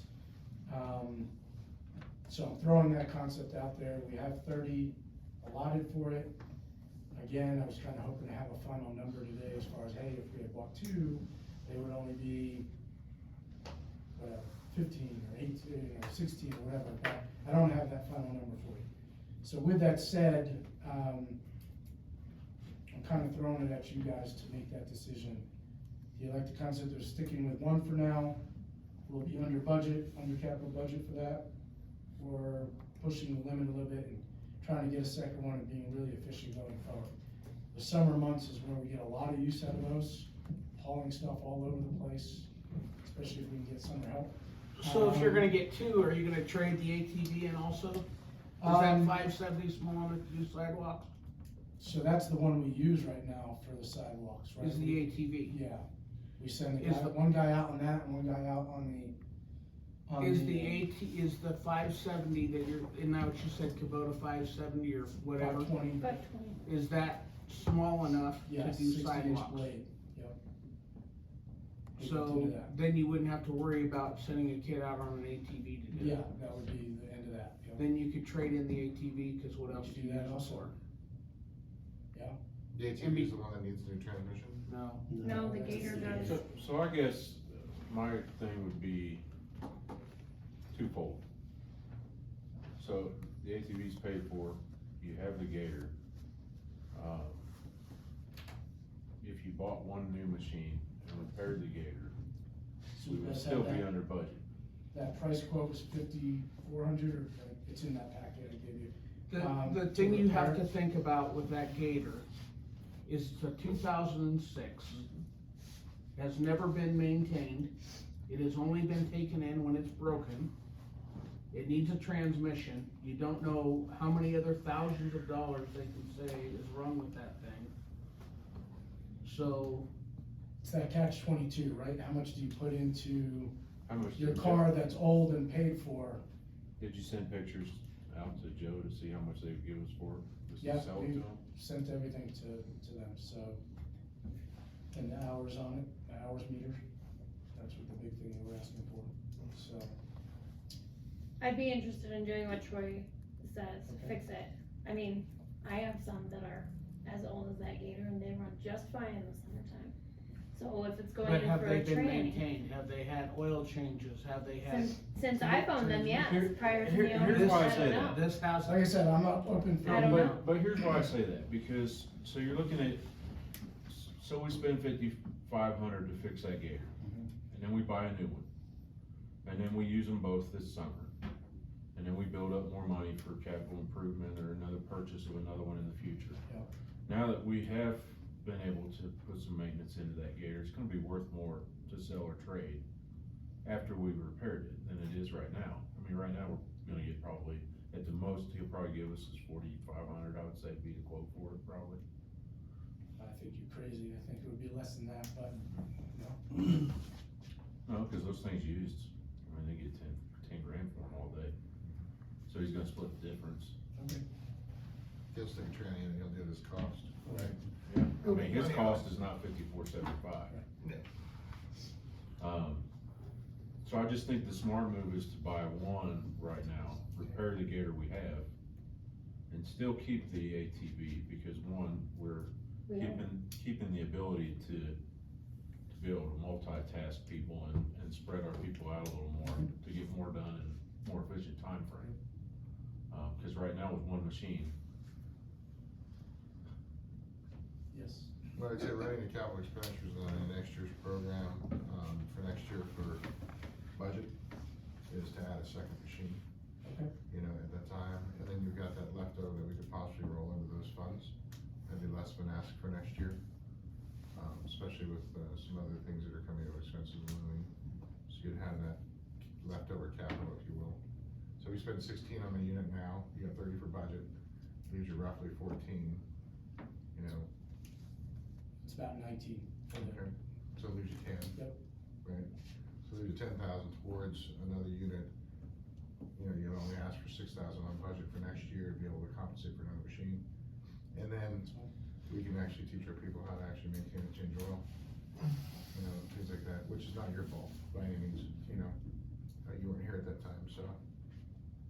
But, it may I be- mean, you know, whether you use it as an incentive, you know, the guy that's doing the best work, whatever, drives the new machine. Yep. You know, there's several different opportunities there for, Your full-time guy drives that, not your, you As know. I say, I'm not worried about that piece to it, No, there's but- just different ways to attack this. But I just mean, situation. we're always trying to get the best bang for our buck. Yep. And sometimes the older machinery is the best bang for our buck, because it lasts a whole lot longer than a lot of the new stuff. Sure does. That's fine. So you want me to repair the old one and? That would be my and opinion, is repair purchase the gator and the purchase one. That's your credit. That would be my recommendation. I mean, you don't need approval, cause we've already given you that line item. You guys know how I operate, I want you to be part of this whole thing and vice versa. No, I mean, No, we you know, appreciate and then the maintenance piece of it, set up a maintenance schedule with them out there for Testio or wherever. Yep. And start getting that stuff in on a regular basis, so we can make it last as long as we can. Which is exactly what we just did with that manual, so, okay, perfect. I don't know, if it's of any help, but I have a John Deere dealer and a Kubota dealer right across the street from each other, right near where I live. And then I know John Deere has a used vehicle, site.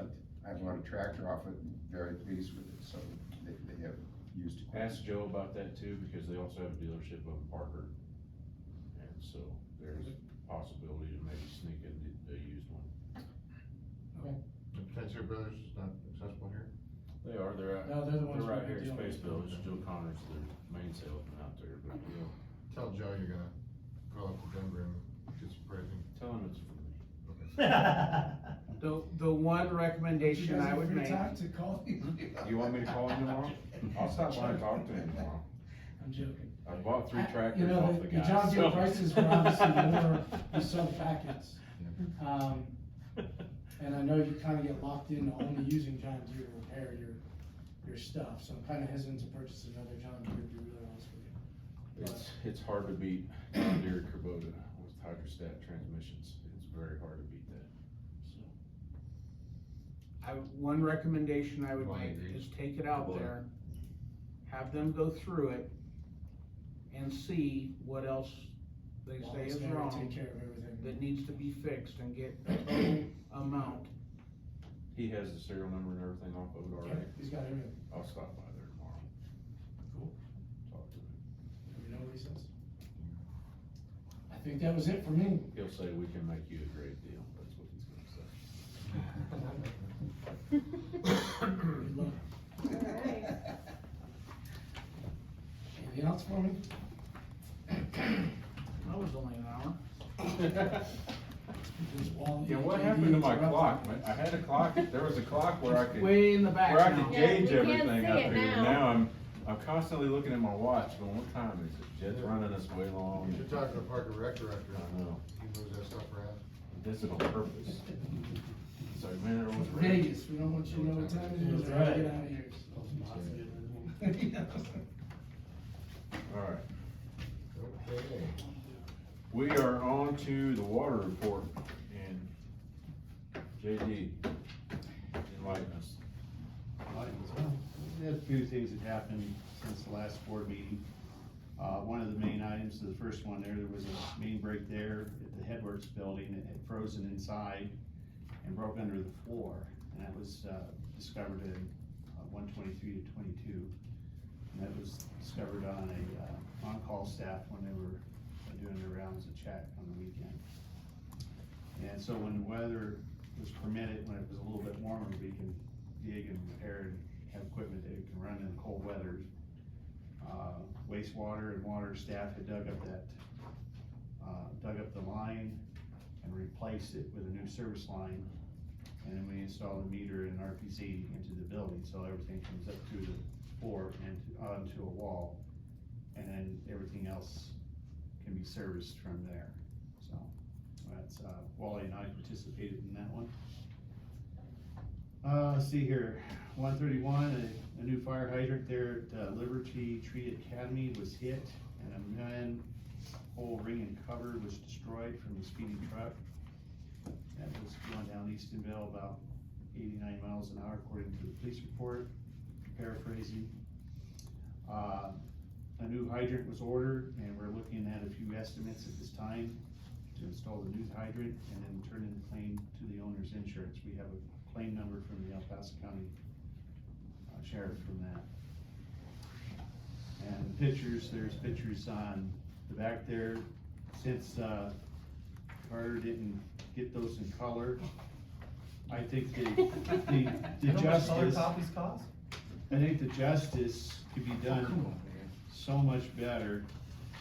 They'll pass on the colored copies I to you. don't think when the pictures are taken in the dark, it matters if they're colored. Oh, no, you can see these fairly, so the first set that you're gonna be passed along there, you can see where the fire hydrant had ended up.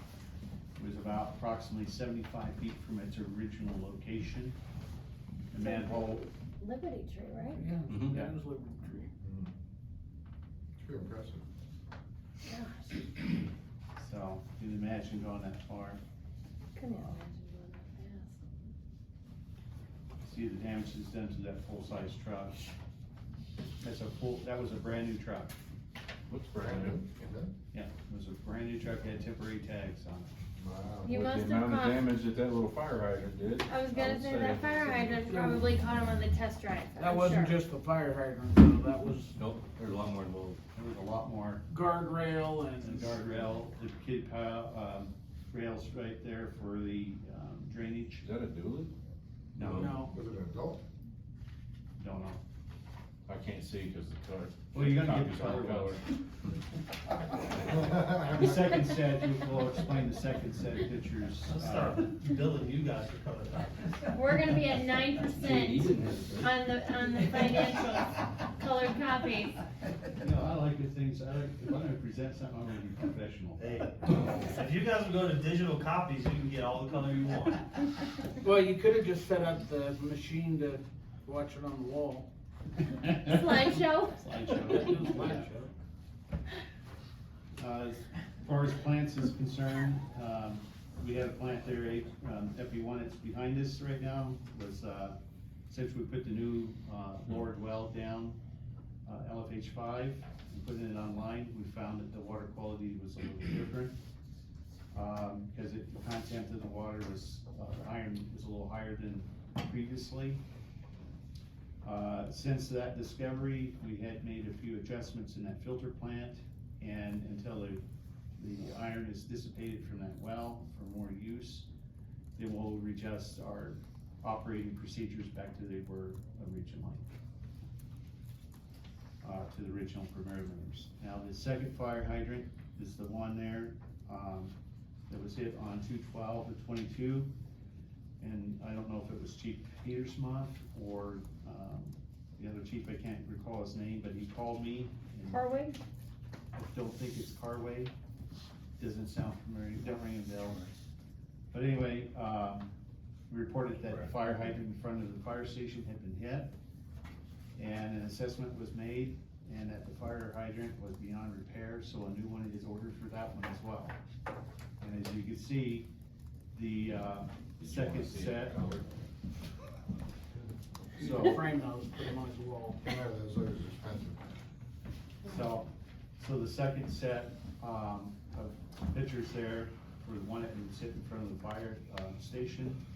The reason why it went like that, because it was improperly installed on the extension. Instead of having the breakaway is properly with the connecting rod or shaft going inside to the plunger that operates, that fire hydrant's basically a big valve. So for that to operate correctly, that all has to shear off on impact. So someone had this, since this is a hit and run, and unfortunately, if we don't get a inquiry from someone that's filed a police report or an insurance company saying, hey, you know, we just wanna check out, this person lives in your district or whatever the case may be, we're gonna have to absorb the cost of replacing that one. What kind of cost for that? We're getting estimates on that as well. Yeah. And then finally, our district had installed 9 meters for the Woodland Hills. That was mainly in the bent grass area, and 2 for Falcon Highlands, because we are taking care of their, system there. And those 2 were just, meter replacements, that they're under their meter program, replacement program at this time. And all of our plants are working properly, and preventive maintenance was done, including making sure our winter icing protocols were working. That last hydrant, you filed a police report for that, for the damage? We could do that, but 9 times out of 10, to get a response or a case number that's open, I don't know what You can file it online. I just don't know what the statute of limitations for a report if it doesn't get. The only reason I'm asking is because that one was behind the fire station, It was in front of the fire station. so they don't have cameras at the fire station. I don't think you can get a clear, good view of the vehicle if it was even at night. When did it happen? I got the call at 11 o'clock in the morning on Saturday, This past Saturday? the 12th. So it just, I would report it online, just as giving the insurance company a report number for it. It's not gonna go anywhere, cause there's no evidence to be able to point a direction for anything. Mhm. But the insurance company's gonna want the report number. right. Well, we have another one that's not in this, report that I shut off at 3:30 this morning, or 2 mornings ago now. That was hit? It was hit at 2:20 in the morning, and it was on MRV, and they left a pretty good sized hole in the ground. Well, I guess I can't laugh too much, cause about every sign on Academy Boulevard's knocked over after this week's ice, so. So we were putting that one in the ground tomorrow morning because of the hazard, for one, the public safety, is because it's in the right of way, and it's a sidewalk that's, cement is hanging literally in the air. We had to close that off. I would still get a police report so we can turn it into insurance. I mean, what's our deductible? I'd have to look. I don't know what it is off the top of my head. I mean, that's why we have the insurance, let's see what we turn. I mean, cause most people just say, hey, no, we're not gonna file with the insurance company, well, that's what we got them for. Then I'll just open 2 cases for those. And then Bentgrass and Falcon Marketplace, they're still in the development, progress is there. There is movement on the Falcon Marketplace at this time. there's a few businesses that are ready to break ground as soon as possible as the early spring. They're waiting on El Paso County to release everything for their building permits, designs and all that. Where is stuff. this? Falcon Marketplace. So there's potential of 5 businesses breaking ground this spring. Is King Supers one of No, them? I know you're gonna ask. but- Because of car wash. It's a car wash, I don't know why we want a car wash, but a good, nice sit-down steak place would be nice. That's not coming there. All You right, want a sushi place? No. there's a Panda Express is one of them. I know. That's not sushi. I I know got it's not Freddy's, sushi. That's not sushi. we got Freddy's going in over there, so. Freddy's? Okay. Yeah, I wish they would've built a Whataburger out here. As long as it's not People waited 6.5 5 hours Chinese in that restaurants line and yesterday 5 for a burger. What a burger, man. same I Mexican love restaurants. burgers, but not 6.5 hour wait time Nope. burgers. I'll grill my own. That's funny. Well, we're moving on here. Any questions so far up to the next bullet point? Yes, sir. So our water quality, again, we did our regular back tees. It's always important to know that the water's safe to drink. They came back good, and there was no groundwater calls currently. So we had 2 fire hydrants right now are out of service, but now it's 3. And one of them's gonna be reinstalled tomorrow. And then, district-wide meter upgrade that's coming up. So I'm gonna read up to, the end there where we need to be compliant. So our last upgrade for the district was done in 2012, and this was only for the meter registers only. Since the registers are now obsolete for the radio singer, we're required to receive the remote reads as currently used, which is used as a 3G technology. This support for what Badger has done will end at 12/31/22, so countdown has started.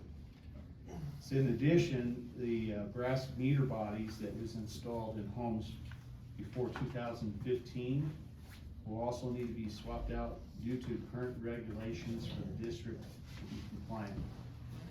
These are the non-compliant meters because of the materials that they're made of. So the new ones will be compliant, registered, or compliant meter bodies that fits the EPA regulations as well as the state regulations.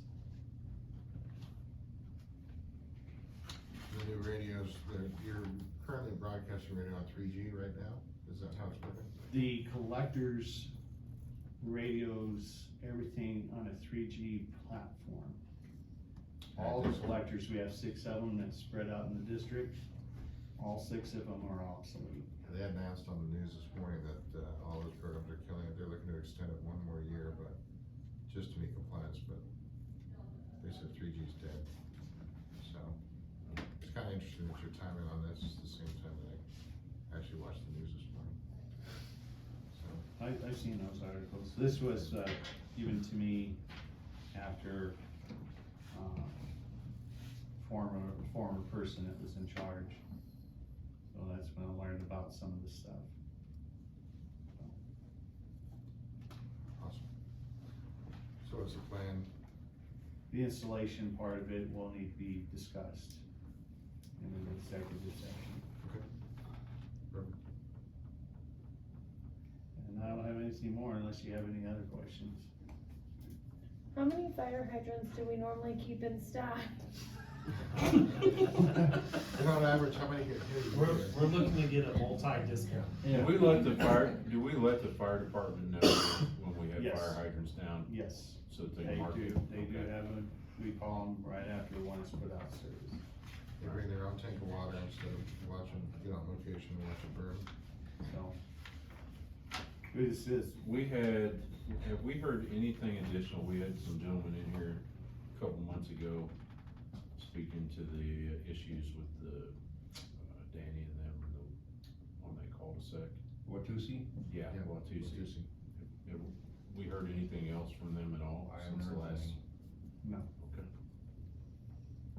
I don't know why I thought of that, it just popped in my head. I noticed that going through, putting my stuff together, and I was wondering if you guys had dealt with it, cause I The think last back I in sent was November I or sent something, it. you guys had done something, and that was it. I sent all the pictures and the explanation that Cody had given us to them again, and they replied, thank you. And that was the last I heard from them. And you were courtesy cop on that one, so. Is that the one you put the container around? Yeah. That was in the material I saw today. So. Yeah, alright, just, On a side note, it's not in the report, we got the county to release the plans for approval, on the comment period on the El Paso County website. We have one comment right now, about a particular issue, where the plant will be built. And, we feel that, I was talking to JDS Hydro, Ryan in particular, we get this one document in there that would, probably quiet up that, complaint. But we are moving forward with that pump station, so we're at that point.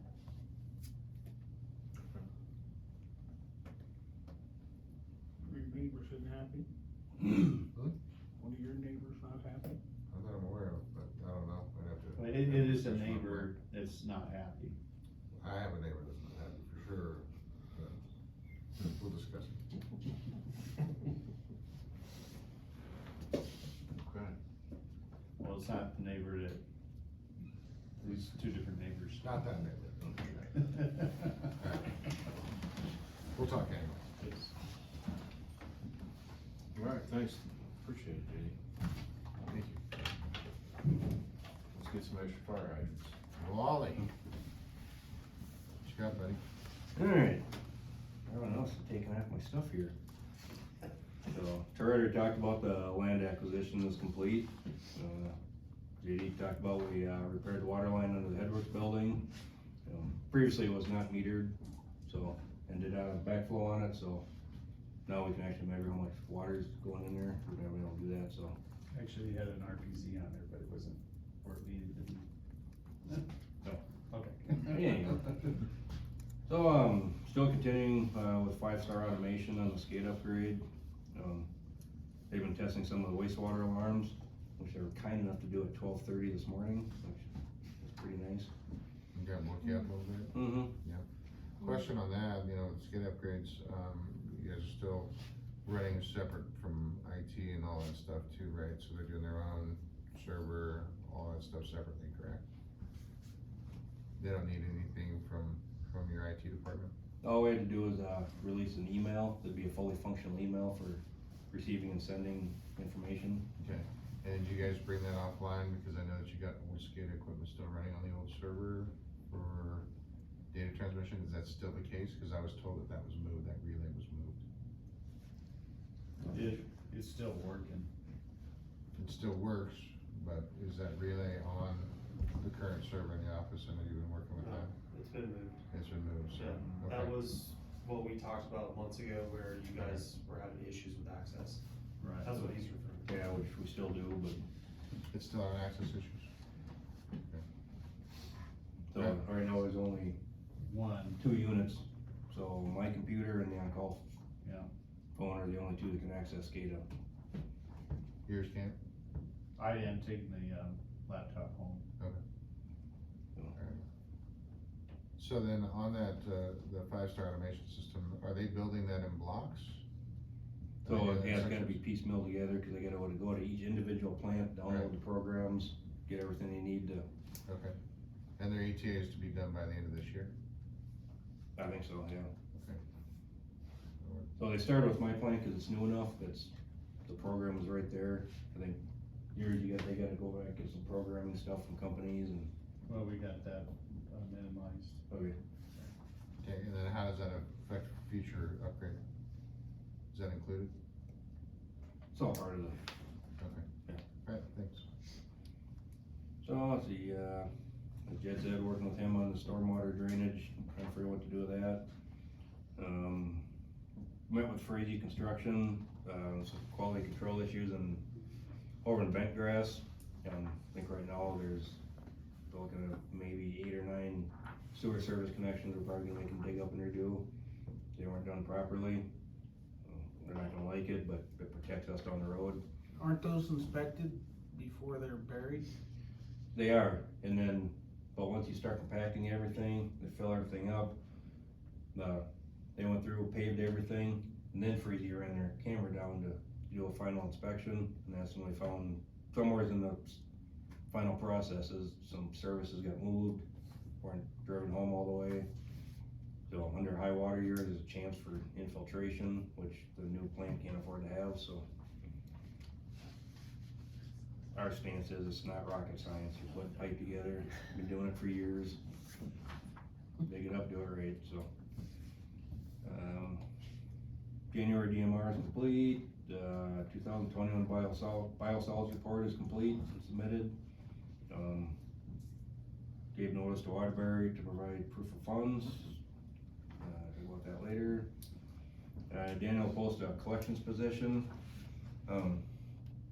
Something we did not realize was gonna happen was motor vehicle, I think it's a federal stance, changed how you get a CDL now. So it used to be we'd bring somebody on and they would use our equipment, so someone like me or JD that has a CDL, we could train them, walk them through it. If they pass their CDL test, we'd reimburse them for that. Now the rules are changed, you have to do a 2-week class in order to get a CDL. So I've got one employee now that technically I hired him under this, we're gonna have to send him to a 2-week class, pay for everything. You gotta actually send them to like trucking school, there's Yep. particular state certified locations. Now, here's the other bad part. Yeah. Now that thing came out, good luck getting a class anytime this year. Yeah, Everyone just filled them up, so. it's interesting. So now we're gonna try and find someone that you already have to have a CDL coming into it. We're not gonna, Are we gonna lock them into a contract? once that's we do something to this? discuss. I think we should, cause We're it's gonna kinda like our need to. bonuses for licenses, like if you get a license, you know, you Yeah. have to work so long, you have to reimburse. Well, my concern is with the amount of truck drivers they're looking for across the nation right now, is we will pay to train somebody, and then they're immediately gonna get a $25,000 signing bonus to go work for driving over a truck somewhere. Yeah, after we paid $3,000 Yes. just to get them a CDL, so. So the other side is, we can, with the state, I don't know if this is possible, maybe Daniel would know, can become a training facility? I don't know. Because if they've got so many people that are trying to get through the funnel of 2 locations that can actually give you CDL, nobody's gonna get a job out there, it's just dumb. Well, you two. I would think our best bet would be to go through, District 49, cause I think they train a lot of bus drivers. Bus drivers, It's probably easiest route. I don't think it'd be practical for us to do it. Well, what I'm thinking, and that'd be another thing too, is maybe partner up with, their HR department over there for, district drivers and see about, Unless one of you two or both of you two wanted to do, helping to train. be an instructor, go to the instructor course. When am I gonna find time to do that? Well, you got time to look at real estate all day. I mean, instead of going to a fishing tournament, maybe you just have to go to truck driving school, instructor school or I something. do have vacation time. Those sick hours. That's what I do too, if you two were certified instructors, you could rotate. I don't know, especially if you've got somebody that you really, really wanna hire. The other side too is maybe pair up, talk with, maybe you guys put your head together and talk with District 49 and see if we can possibly pay them to train our drivers, since we can't get them into regular school. We could put them through there as far as training goes, district likes money. D49 might want an opportunity to do that too. So, cause we're not looking at certifying 500 people. No, we're We need a few.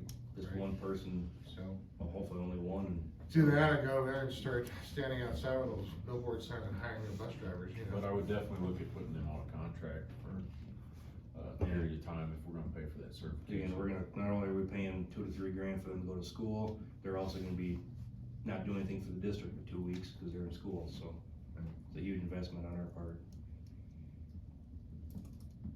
I mean, otherwise, we're gonna train them, they're gonna leave. Yep. And then we're gonna train somebody else, they're gonna leave. It's just gonna be a revolving door. So, We can probably drop some kind of a contract. Yep. Upon completion. Yep. Alright, You have them sign it you have them sign it at higher. hopefully we just get someone that's already got a CDL, but this option does open the door to someone that doesn't, that could be a good fit for the collections team, so. What's your goal? To stop them from leaving? Well, so we need someone on the collections crew, but they have to have a CDL to drive some of the Yeah, I equipment. understood all that, presuming he gets the training and so forth. What is your goal? So they don't But screw they us don't over, leave. like Troy said, we You're spend taking money to against train them. them and then they go get a You job. can't restrict their ability to leave. They can leave, but they'll owe funds at that point according to their So contract, is that what you because do? Yeah, so we've already got Because we something can't in place for compete with a 20 certification levels. If you get like an A water license, we give you a, $1,000 bonus? Something like that, but it's on, I think it's 1 year or 2 year? 2 year for the. 2 year prorated bonus, so if you leave somewhere in that 2 years, you forfeit that. Okay, but you're not stopping their ability to leave. No, they can leave anytime they want. Right, there's no non-competition provision. Correct. Okay, that's fine. Or handcuff them into a truck once they get certified. wastewater treatment plant is now our whole hostage plant. I have to deal with non-competition clauses all the time. Everybody wants to stop the guy from going next door and doing something, and that's not the law. You just have to tell them they've been scheduled to drive one of the vehicles that requires a CDL license for at least 400 hours before they can be released on the contract. Then you get your money back for that. Use of the actual vehicle. I'm just teasing. Yeah. Okay. Alrighty, so, like, that are going over plans for developments in Bentgrass and Falcon Marketplace. We got the lift station at Falcon Highlands has a bad impeller on it. I got one on order, but everything else is 4 to 7 weeks out. Along with that, we opened the wet well up and it was just loaded with grease, and that wet well is like 30 some feet deep, and we have an issue, basically every 2 years we have to pump it out.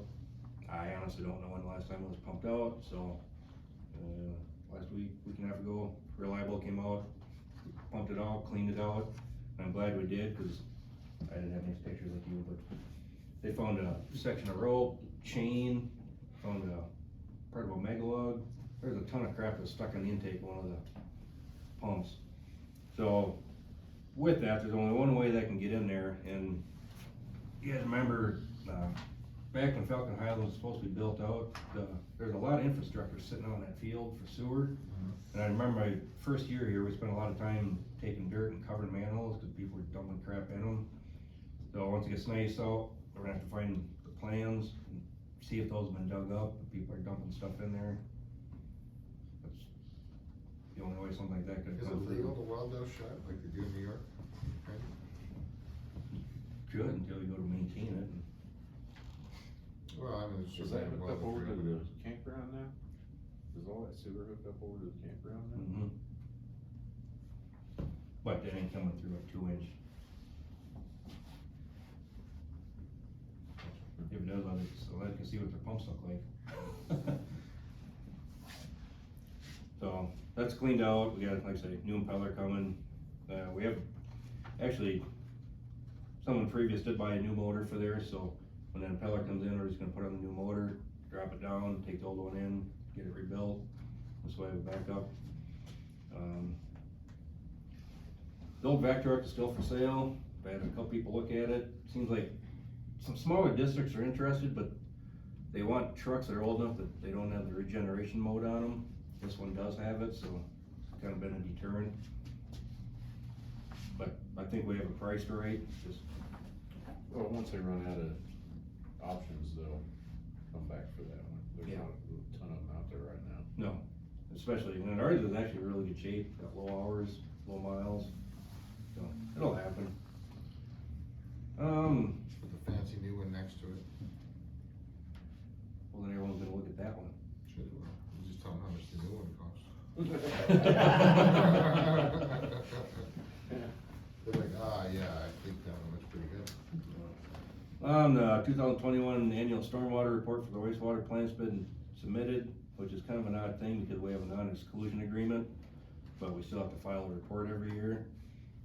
And probably wasn't a bad thing, cause it changes from the general manager position over the enterprise position over, so that's complete. They know who you are now. What's that? They know who you are now. They know who to come looking for. They know who to come look for. I know, I don't like that, but it is what it is. We had a meet and greet session with Cherokee's, general manager, How'd that go? We can talk later. executive. Yeah. And we already talked about the plant upgrade. One of the other things is, when we talk about this, so it does look like this high density stuff, so I think Aspen Homes already come to us about this. It seems to be the way things are going for developments, what people want. So I think we need to look at our spec book and figure out how we're gonna deal with that. It brings, we don't lose out on the deal, so we don't have someone coming in, hooking one sewer line that handles a fourplex. Or if they do, we need a different fee schedule for that. So otherwise, Have they come back to us yet? I didn't see anything. I haven't heard anything. It's just some other things that have happened in the county that it's coming whether we want or not. It's not what people want, what it has to do with building manufacturing and cost of how they build. What's the difference in the tap size for a fourplex versus a single family home? I mean, are we looking at 4 independent taps, or are we looking for just at like a 1-inch tap into the fourplex? That's kind of up to us, how we put in their spec book. Okay. If we I did, mean, what's the county requirement? What's the city requirement? That's something we have to look into, and I don't think we've never had to address that high density homes before. Well, they were doing it for a little while up in Denver, so you might be able to actually pull that, information fairly quickly. I don't know if STL how it would work. they're doing it all the way up and down Woodman. Mm-hmm. The Springs Utilities, Banning Lewis has got 4 has sections. specs on that. I would reach out and just to, I would be really curious, cause we're gonna get more inclusion requests for developers that wanna do for high density housing, and Yes, you are. it's gonna be the new wave out here because of the housing cost. It's a lot, I mean, they can sell one unit of a fourplex for $250,000, but you're gonna have to sell one home for $400,000 out here now, at the low end. No, we do know there's some RS-12 coming, so we gotta be ready for it. You know, there's already an ask out there right now for townhomes and condos in this area too, so, you know, folks are working on builds out for I mean, we're those. not talking apartments, but the 3 fourplexes, I know, Case and them had presented us with the 69 unit, most of them were 3 and 4plexes over there at Bentgrass. Well, we're gonna talk about that more in executive session anyway. I don't wanna go too deep in it, but just wanna be aware that some on our spec book, we gotta get ahead of this a little bit, so we still come out ahead a little bit on some of this stuff. They've gotta have stuff already spec'd out in town at Van Lewis, so let's see what they got. Alright. I'll be curious to know. That's it. Cool. Here's my report. Thank you, sir.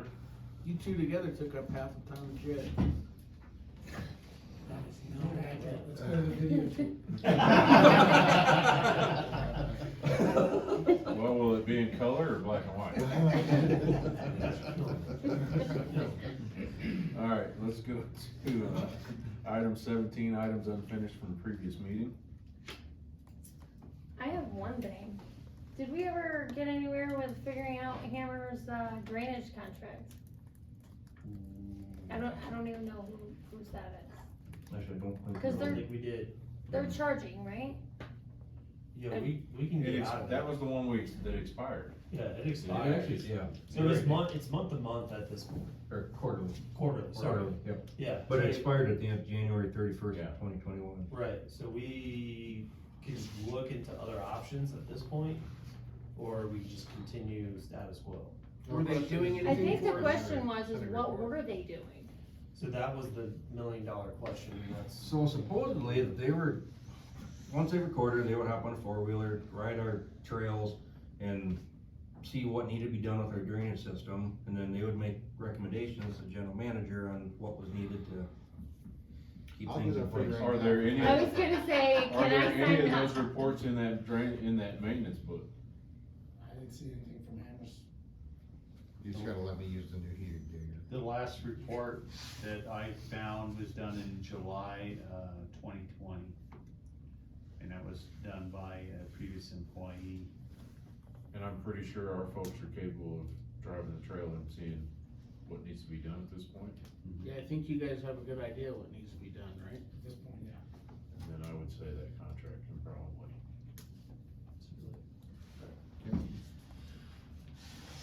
That's the only thing I have. Good catch. Forgot all about it. I know we had said it expired, but.